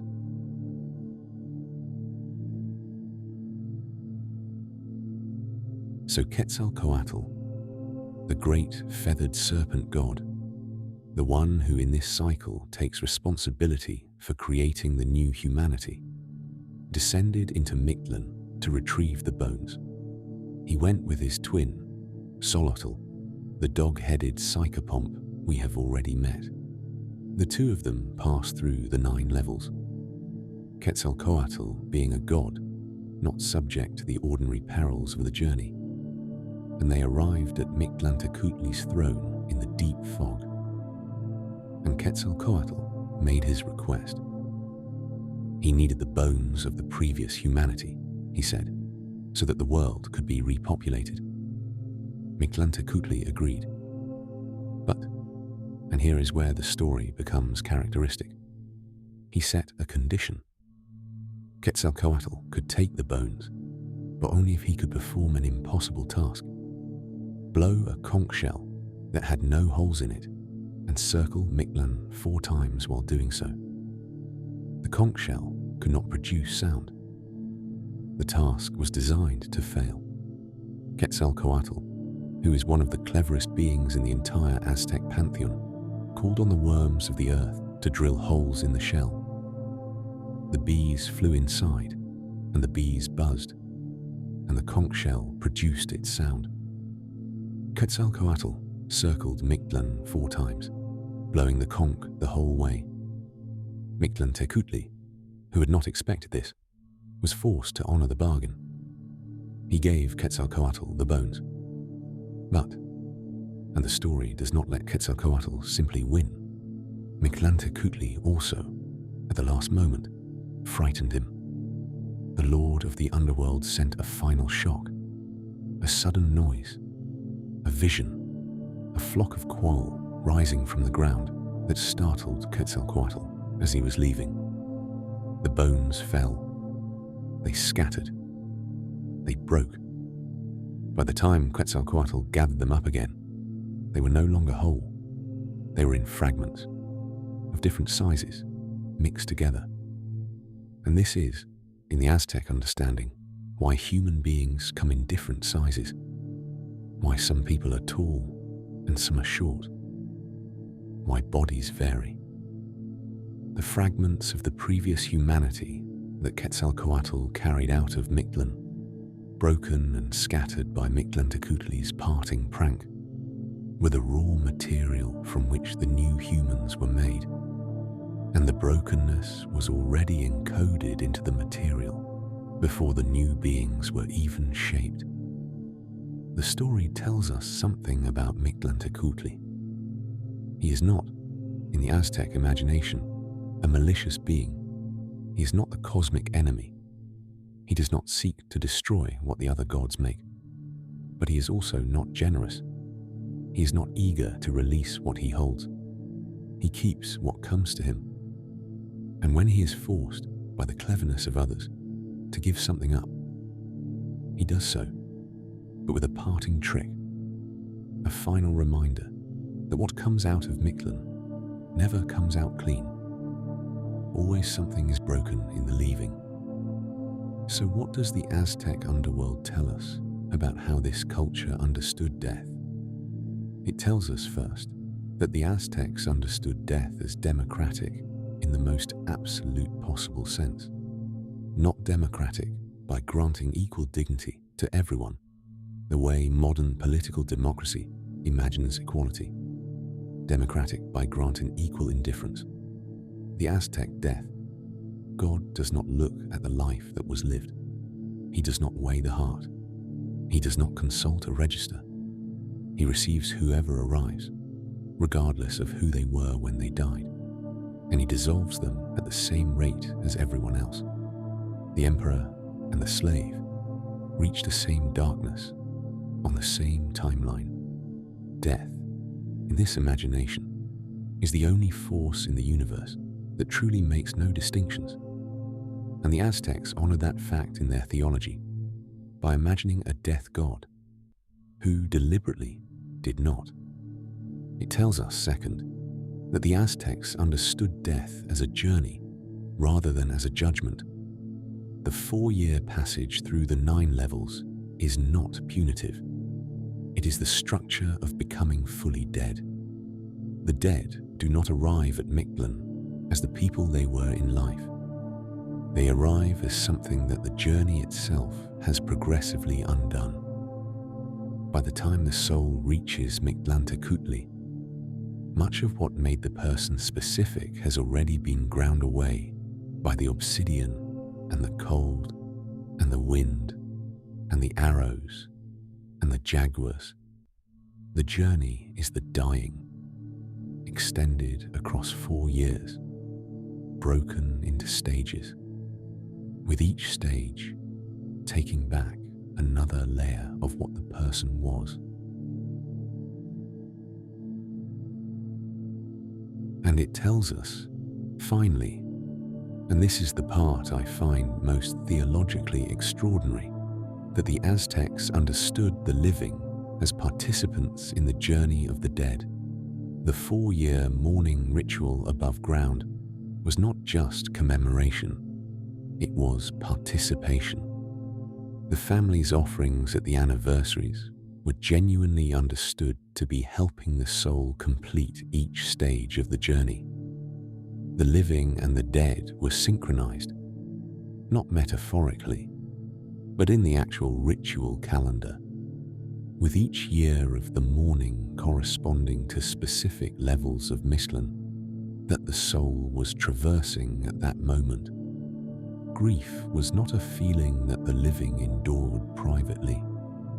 It was a cosmic project that the family was actively contributing to. And at the end of the 4 years, when the family's mourning was complete and the soul had reached Mictlantecuhtli's throne, the project concluded for both. The living were released from their mourning. The dead were received into the fog. And what came next, for both, was the next phase of being. For the family, the resumption of ordinary life. For the soul, the slow, gentle dissolution into a darkness that was the same darkness for everyone, that asked no questions, that made no distinctions, that simply received what arrived and let it slowly become part of itself. We come now to the last of the underworlds we will visit tonight, and we come to a chapter that I want you to understand before we begin will be slightly different from the others. Every underworld we have walked through across these 2 episodes has reached us in something close to its complete pre-modern form. The Sumerian tablets, the Egyptian tomb paintings, the Norse Eddas, the Greek poets, the Aztec codices. All of them give us, with greater or lesser completeness, the original architecture of how their cultures imagine the world beneath the world. We can stand inside those underworlds. We can describe them. We can know what their cultures believed. The Inca underworld is different. Because of when the Spanish arrived, and because of what they did to what they found, the Inca death theology has reached us broken, fragmented, layered over with the imported cosmology of the conquerors who replaced it.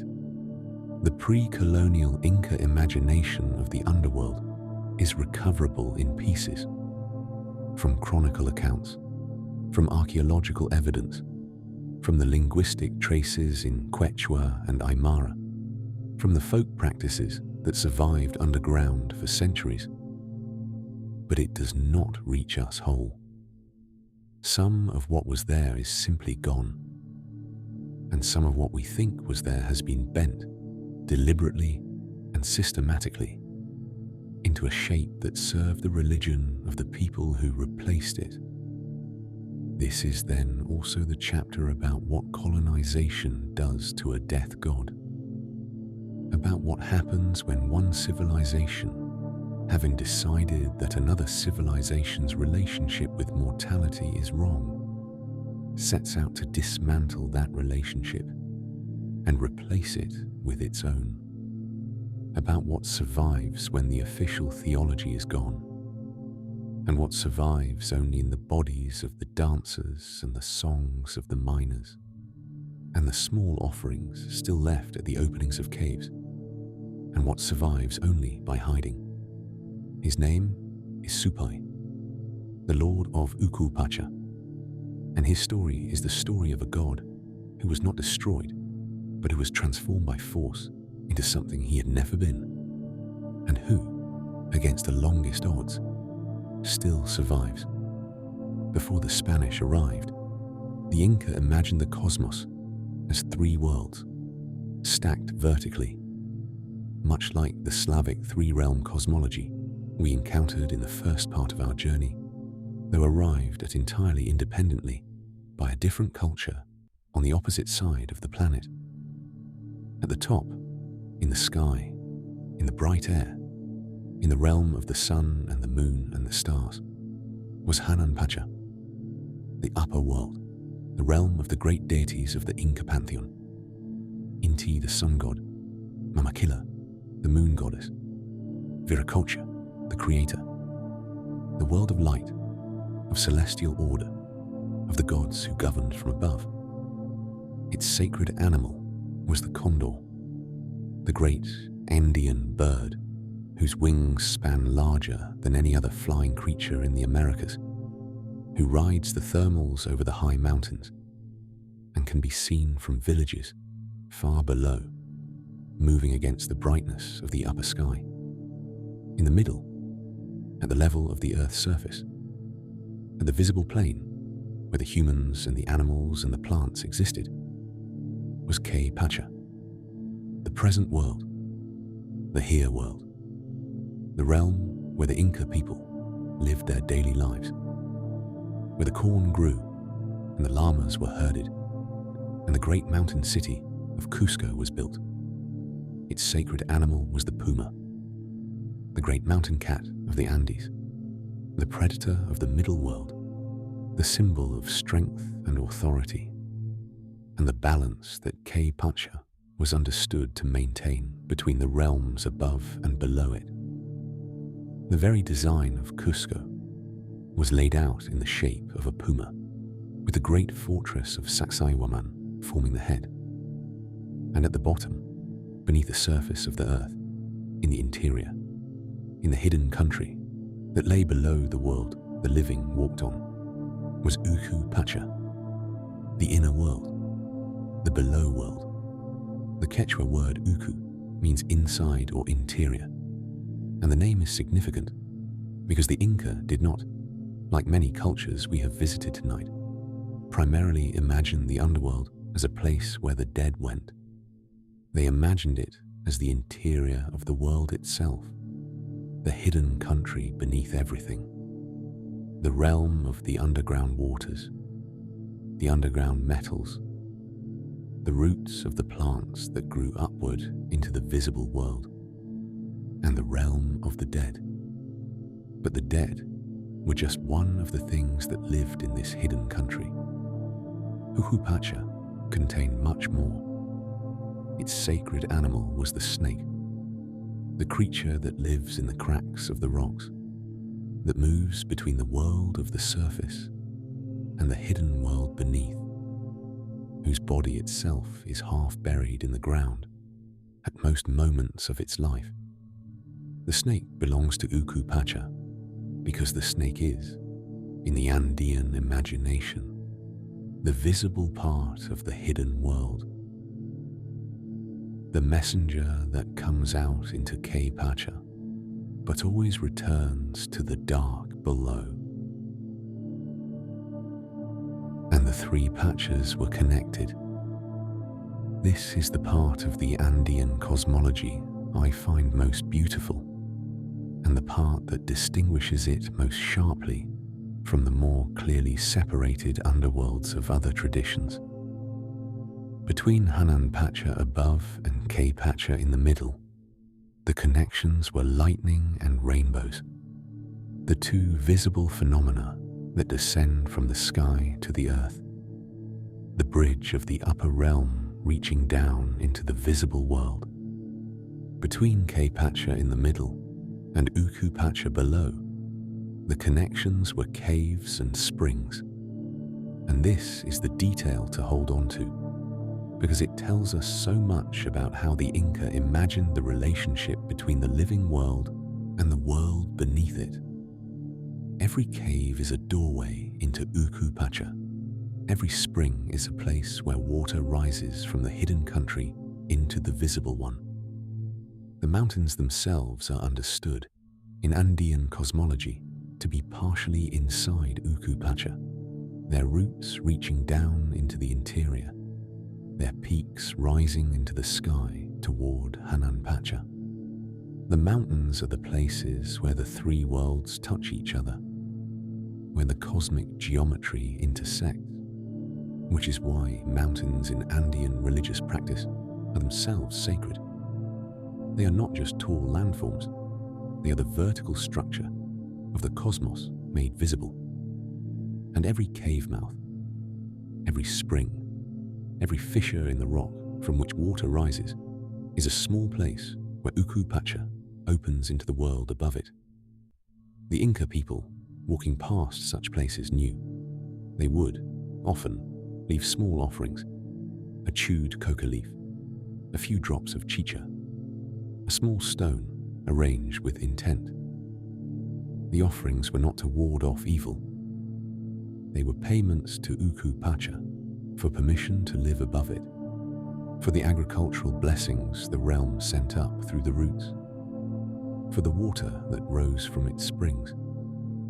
The relationship was reciprocal. The living owed Ukhu Pacha something for the right to live on top of it, and Supe was the lord of all of this.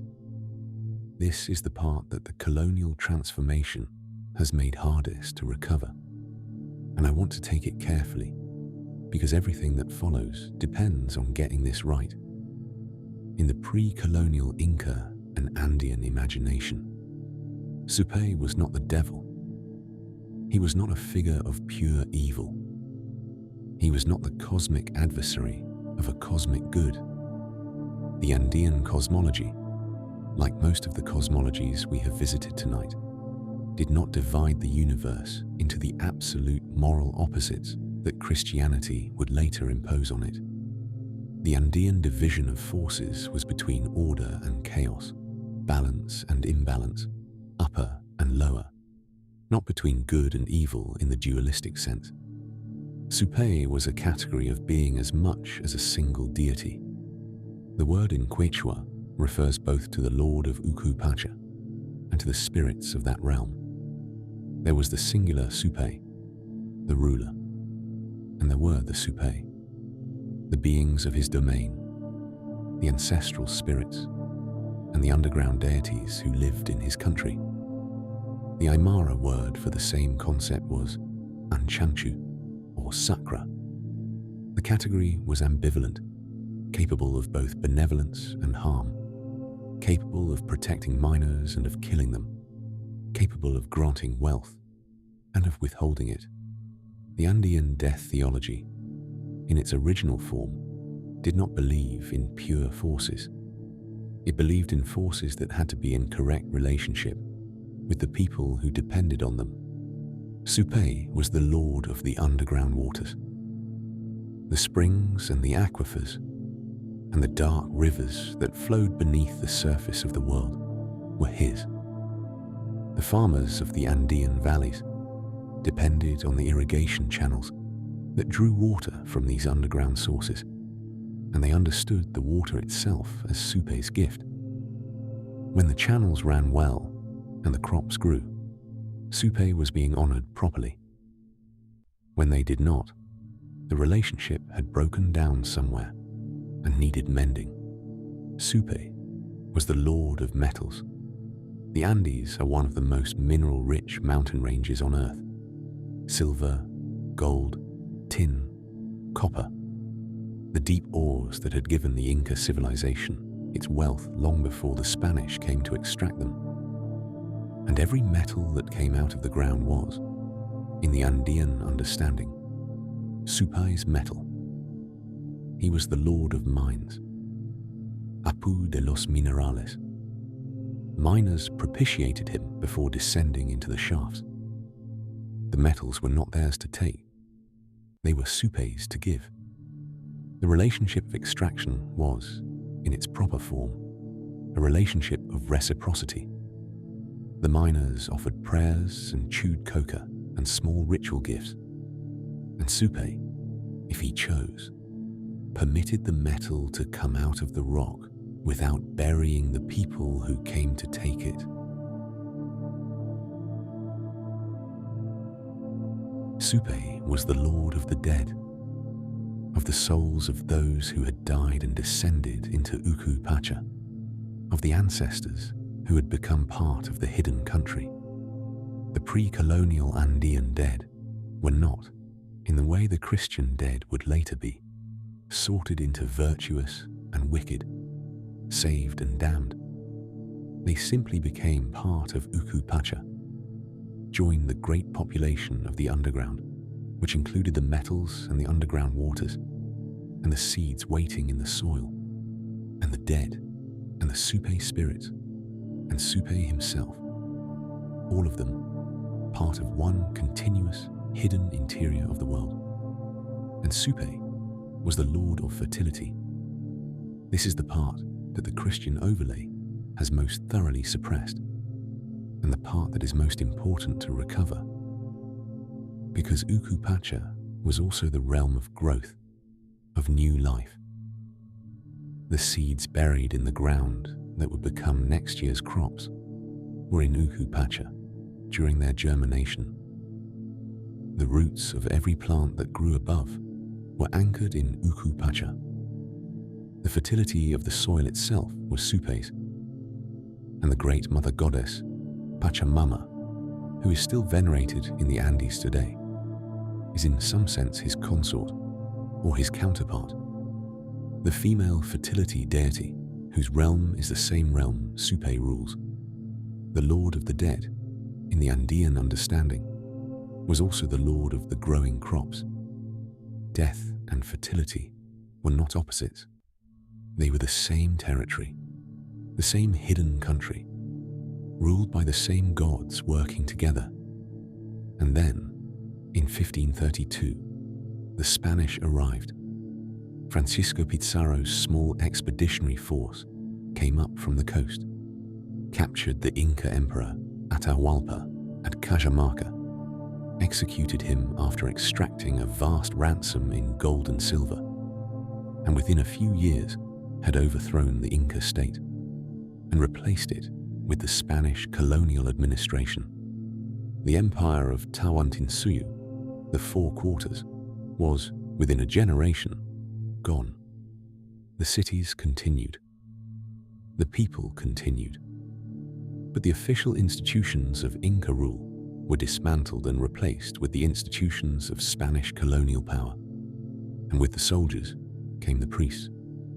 The Catholic missionaries who arrived in the Andes in the 16th century brought with them a cosmology that was, in its essential structure, dualistic, good and evil, God and the devil, heaven and hell.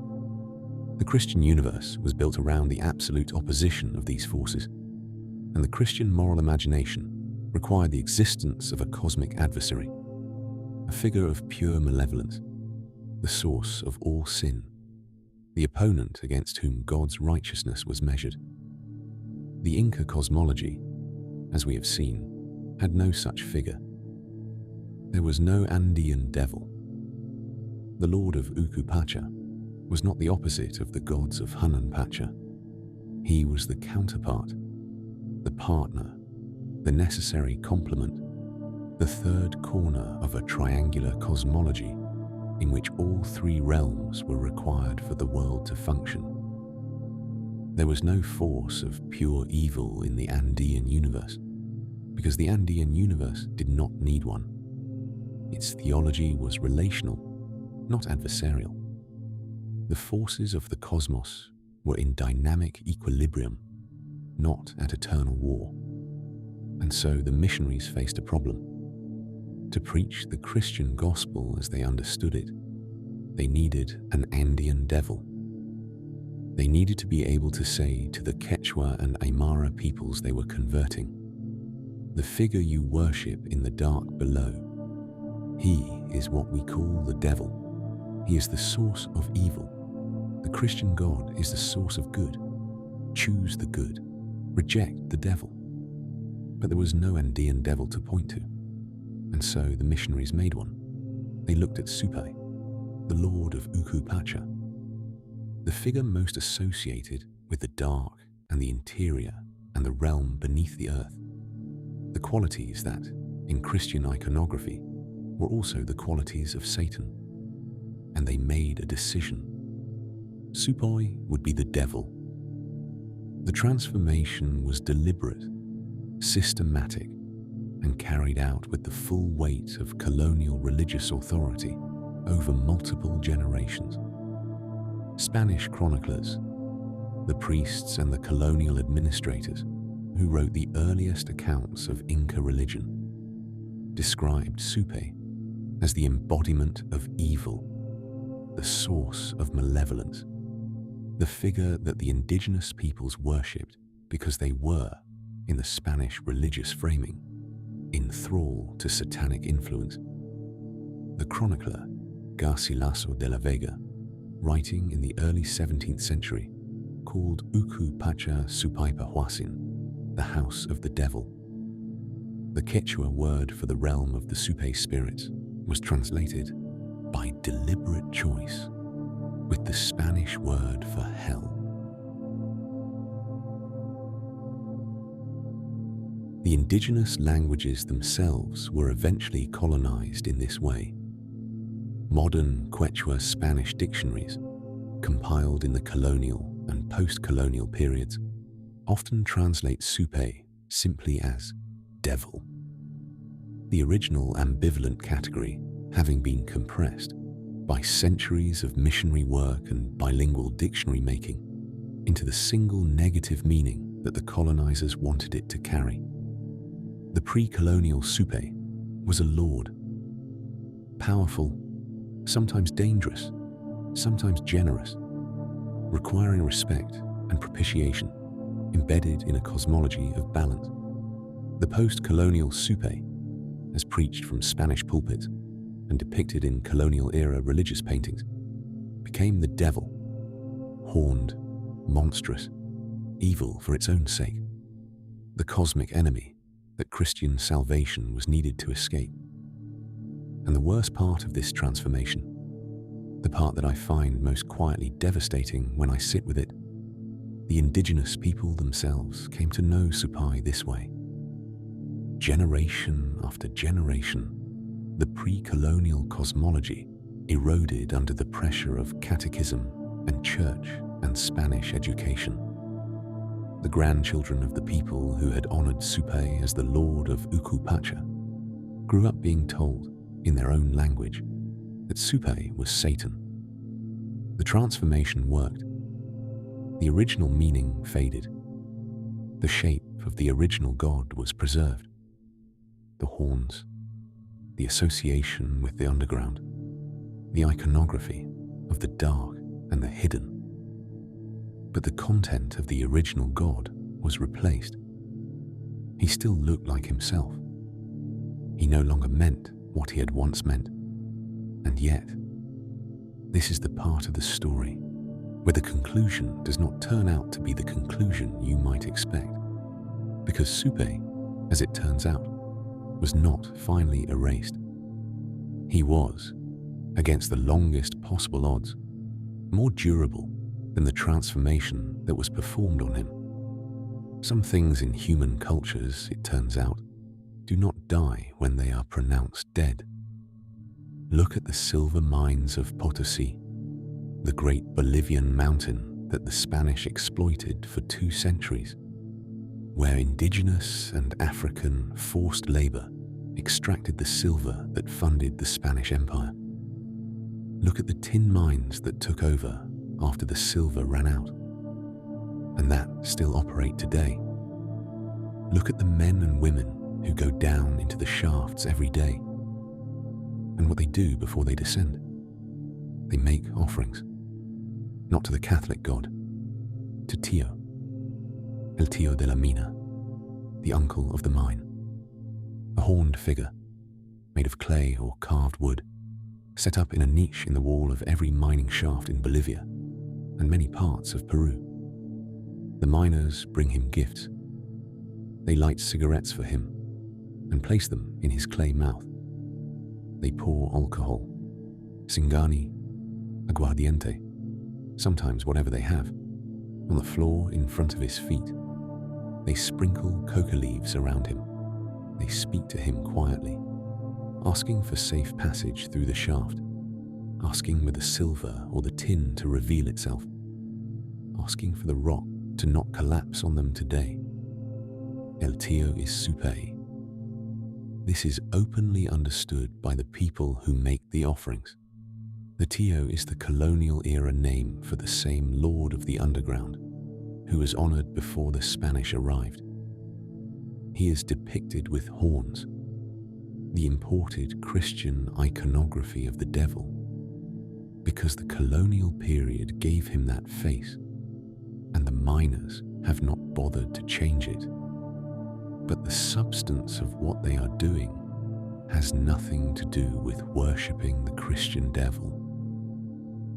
They are doing what their ancestors did for 1,000 years before the Spanish arrived, propitiating the Lord of the Underground for permission to take what the Underground holds, acknowledging the reciprocal relationship between the people who go below and the powers that live below.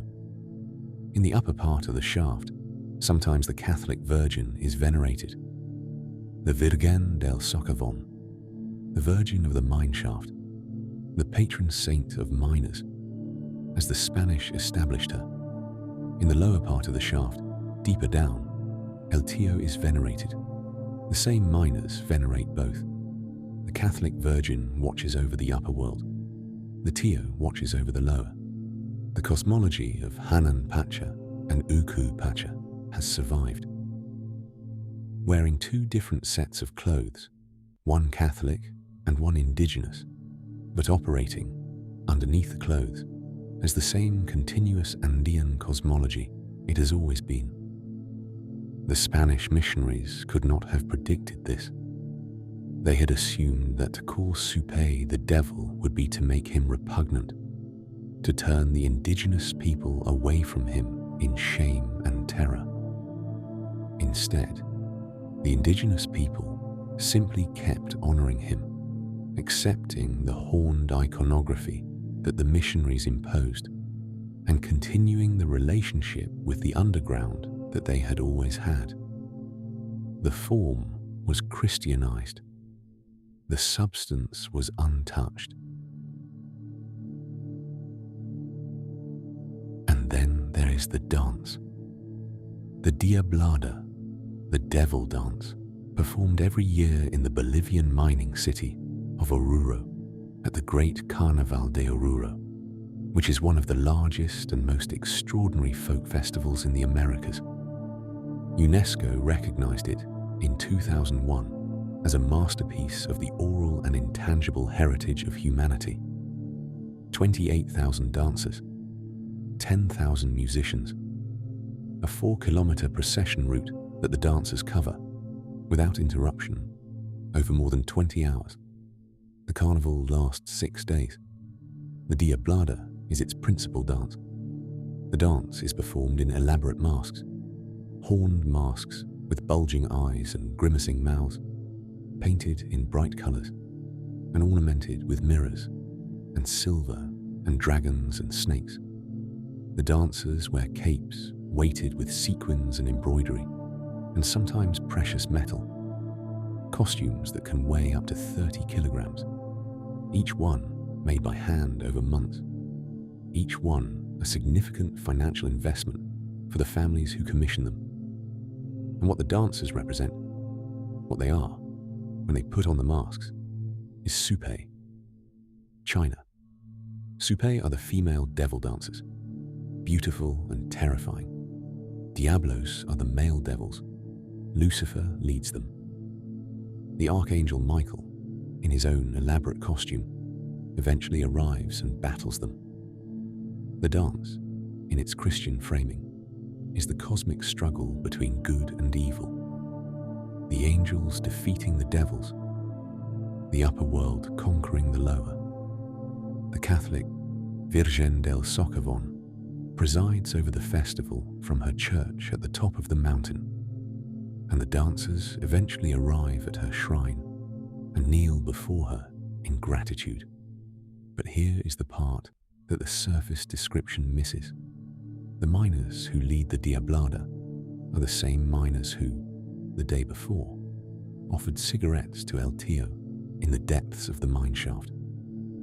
The horned figures dancing in the streets are not, to the people inside the costumes, evil. They are ancestors. They are the Lord of the Underground. The dance is, in its deepest layer beneath all the colonial era overlay, a celebration of Supai, performed under the visible iconography of Catholic Christianity, but to the substance of a pre-Columbian veneration of the Lord of Ukhu Pacha. The Diablada's roots, the Bolivian sources tell us, go back to a pre-Columbian dance called the Lama Loma, performed by the Uru people in this same region centuries before the Spanish arrived, honoring underworld deities, including a figure called Tu, a local Andean god whose function was, in essence, what Supoi's function was, the lord of caves and underground waters and the hidden places. The Lama Lama was performed by the Uru for 2,000 years before the Spanish came. When the Spanish banned the pre-Columbian rituals in the 17th century, the people did not stop dancing. They simply adjusted the visible content of the dance, adding Christian iconography, framing it as a Catholic devotional procession, adopting the figure of the Archangel Michael as the opposing force, while keeping the underlying movement, music, and ritual purpose intact. By the time the Spanish realized what was happening, it was too late. The dance had been thoroughly camouflaged as a Catholic celebration. It could not now be banned without banning what looked like a perfectly orthodox devotional procession honoring the Virgen del Socavón. The indigenous traditions had hidden themselves so completely inside the colonial religious framework that suppressing them would have meant suppressing the colonial framework along with them. And so they survived. Walk through Oruro during the carnival. Stand on the side of the road as the Diablada passes. 28,000 dancers, in waves, in elaborate horned masks, moving in choreographed sequences across the cobblestones of the old mining city. Brass bands, drums, trumpets, the masks catching the sun, the sequins reflecting the light, the dancers moving in patterns that have been refined over 4 centuries of repetition. What you are watching on the surface level, is a Catholic religious procession honoring the Virgin of the Mineshaft and the triumph of the Archangel Michael over the forces of evil. What you are watching on the deeper level is 28,000 indigenous and mestizo Bolivians honoring the Lord of Ukhu Pacha, wearing the costume of the devil that the colonizers gave them, but doing it on their own terms, for their own reasons, in honor of their own ancient god, whose true name has been preserved inside the visible name of the Christian devil. And the most striking moment, the one I find most quietly devastating when I think about it, is this. At the end of the procession, when the dancers finally reach the church of the Virgen del Socavón, they kneel. They take off the horned masks. They enter the church on their knees. They present themselves before the altar. And what they are doing, inside their own understanding of what they are doing, is bringing Supe to the church. They have danced him through the streets of the city in his proper costume. The horns, the colors, the costume the colonizers gave him. And now they are placing him at the foot of the altar of the Virgin, who, in the pre-Columbian cosmology, would have been Pachamama. The Lord of Ukhu Pacha is being honored at the place of the Great Mother Goddess of Ukhu Pacha.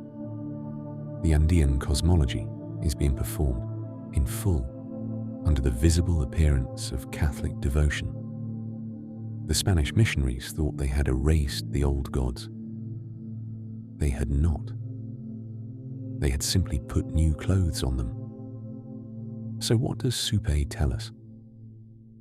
What does the strangest and most painful and ultimately most triumphant of the underworlds we visit tonight tell us about how the Andean people understood death, and about what survives when an imperial power tries to replace one religion with another? It tells us first that the Andean theology of death was, like the Slavic one we encountered, fundamentally about abundance. The Lord of the Underworld was also the Lord of the metals, of the growing crops, of the underground waters that fed the irrigation channels. Death and fertility, in the Andean imagination, were the same realm. Ukhu Pacha contained both, and the Lord who ruled it was accordingly both a death god and a fertility god in the same body. To die was to return to the same hidden country from which the harvest came every year. The cycle was continuous. The cosmos was relational. It tells us, second, that the Christian colonial project to dualize this cosmology, to split it into the absolute opposites of good and evil, heaven and hell, God and the devil, could succeed in the official record, but fail in the actual lives of the people. The chronicles and the dictionaries and the catechisms tell us that Supe was the devil. The lived practice of the Andean peoples for the past 500 years tells us that Supe continued to be Supe, regardless of what the chronicles said. The miners kept their offerings. The dancers kept their masks. The reciprocal relationship with the underground continued, in slightly different vocabulary, with slightly different visible imagery, but with the same underlying understanding. And it tells us, finally, and this is the part that I want to sit with for a long moment, because it is the proper closing observation for our entire night's journey, that death theologies are durable in ways that imperial power does not always understand. Every other underworld we have visited across these 2 episodes has a complete form that has reached us through the texts and the archaeology and the cultural record. The Egyptian Duat is preserved in its tomb paintings. The Greek Hades is preserved in its poetry. The Norse Hell is preserved in the Eddas. The Aztec Mictlan is preserved in the codices that survived the Spanish destruction of the others. The Inca Ukhu Pacha is the only one that comes to us bent, visibly damaged by the colonial overlay, partially erased, distorted into something it was not. And yet, even Ukhu Pacha is still here, bent but not broken, reshaped but not destroyed. The Lord of the Underground is still venerated by the miners of Bolivia under the colonial name El Tío. The dance honoring him still moves through the streets of Oruro every year. The relationship between the Andean people and the hidden country beneath their feet has continued, unbroken, for 2,000 years, and is continuing now, this year, this carnival season, in the bodies of the dancers and the smoke of the cigarettes the miners offer in the depths of the shafts. The colonial transformation was real. The colonial transformation was thorough. The colonial transformation was sustained for 5 centuries by the full force of imperial religious authority. And it was not, in the end, enough. The Lord of Ukhu Pacha, the hidden country, the inner world, the realm beneath the surface of everything, is still there, still receiving the dead, still being honored by the dancers in their masks, still receiving cigarettes from the miners in the deepest part of the shaft, still waiting, still underground.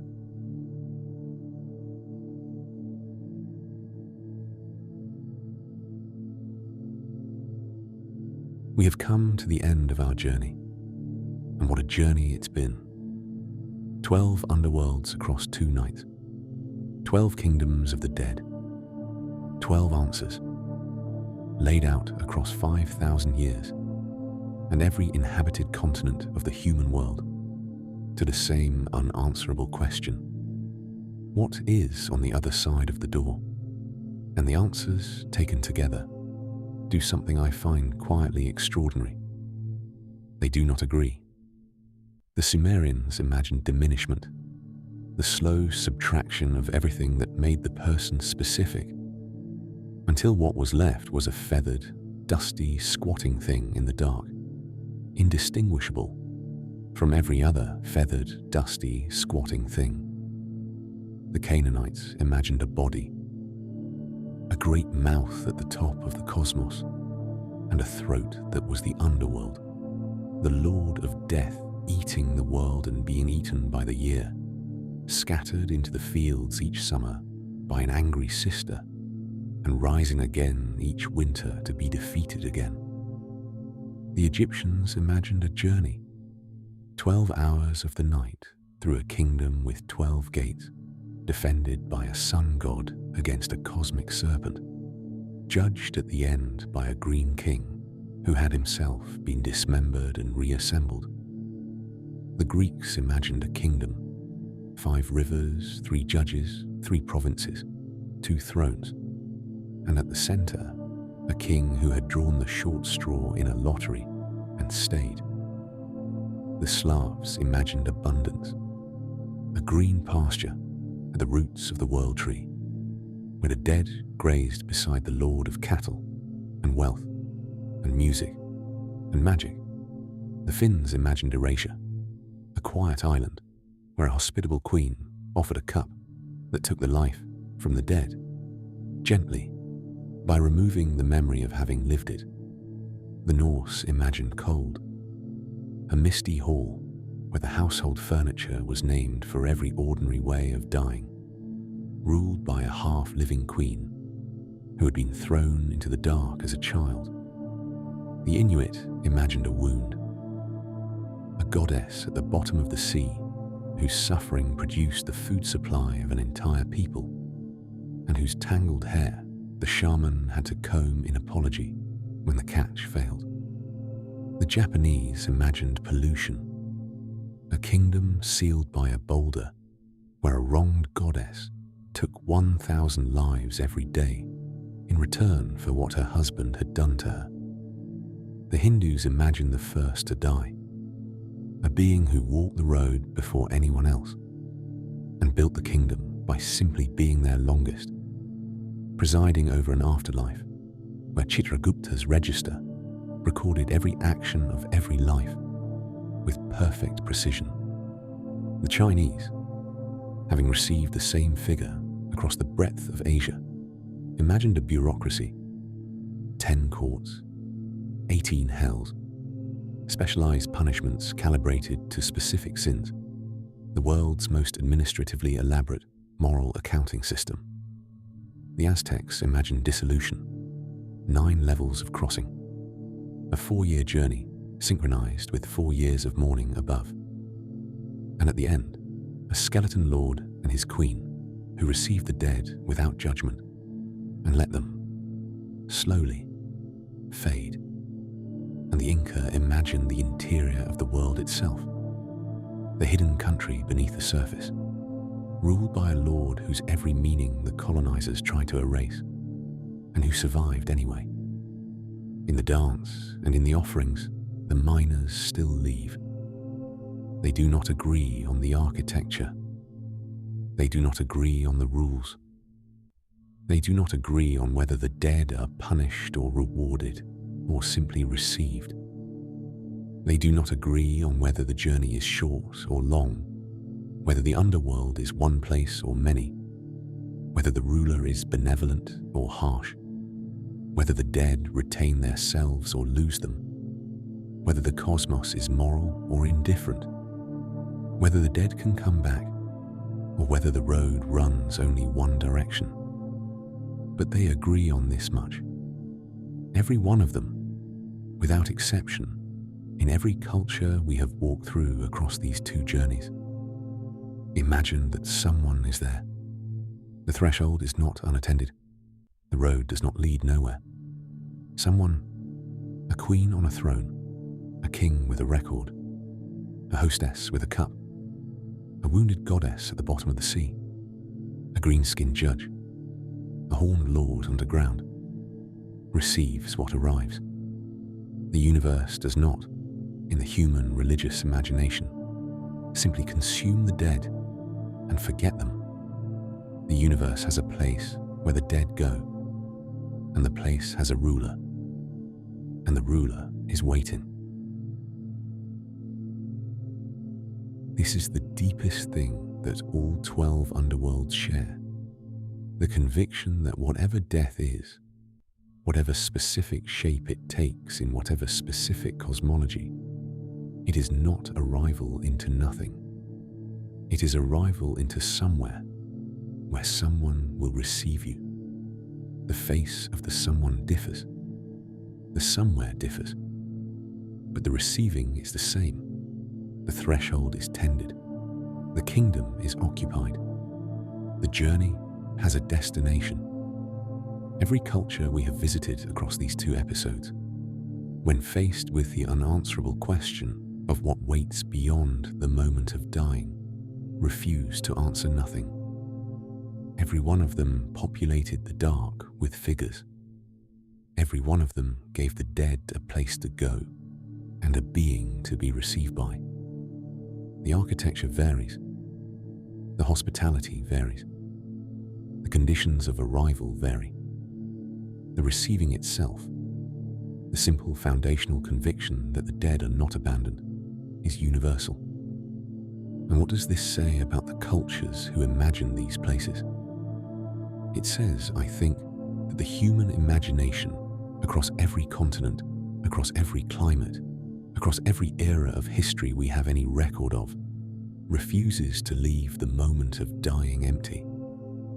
Every culture has, at some point in its development, looked at the simple physical fact of death, the body that has stopped breathing, the absence that follows, the bewildering ordinariness of someone simply ceasing, and decided that this cannot be all. There must be a kingdom, there must be a ruler, there must be a road.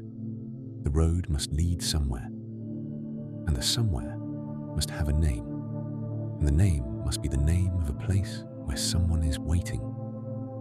This is not, I want to be careful to say, evidence that any of these specific underworlds are real. The Egyptian Duat is not the place where the Egyptian dead actually went. The Norse hell is not where the Norse dead actually live. The Aztec Mictlan is not a literal cavern beneath the basin of Mexico. These are imagined underworlds, products of the human religious imagination, made out of the particular details of the cultures that produced them, shaped by the geography and the climate and the agriculture and the politics and the daily lives of the people who first dreamed them. But the imagining itself, the fact that every one of these cultures imagined something, tells us something about what it is to be the kind of being that knows it will die. The human imagination, faced with the unimaginable, makes places. We cannot picture nothing. We cannot dwell in the simple cessation. We have to build something around the moment of dying. A doorway, a road, a guide, a ruler, a kingdom. Because that is the kind of mind we have. And so, every culture, with its own materials, builds. And what they build, taken together, is one of the most beautiful catalogues of human imagination that I know. Across 2 nights, you walked through 12 of them. You stood at the 7 gates of Konugi and watched Inanna be stripped at each one until she arrived naked before her grieving sister. You felt the breath of Mot's great mouth, the lower lip touching the ground and the upper lip touching the stars. You rode the boat of Ra through the 12 hours of the Egyptian night, defending the sun against the chaos serpent, and you watched the green king on his throne weigh the heart against the feather. You stood on the far bank of the Styx, with the coin still warm in your mouth. You walked the green pasture at the roots of the world tree and saw Viles on his golden throne in the swamp. You crossed the Tuonenjoki on the boat poled by Tuoni's daughter, and you saw the golden cup offered at the cold hall and chose not to drink. You crossed Gyalabru, the resounding golden bridge over the river of clanging swords, and you entered the misty hall, whose every object was named for one of the ways the ordinary dead arrive. You descended through the rotating ice and the eternal cauldrons to the palace of the wounded goddess at the bottom of the sea, and you watched the shaman comb her tangled hair, releasing the seals back into the upper waters. And tonight, in the second part of our journey, you stood at the slope of Yomotsu Hirasaka, and you heard the great boulder slide into place.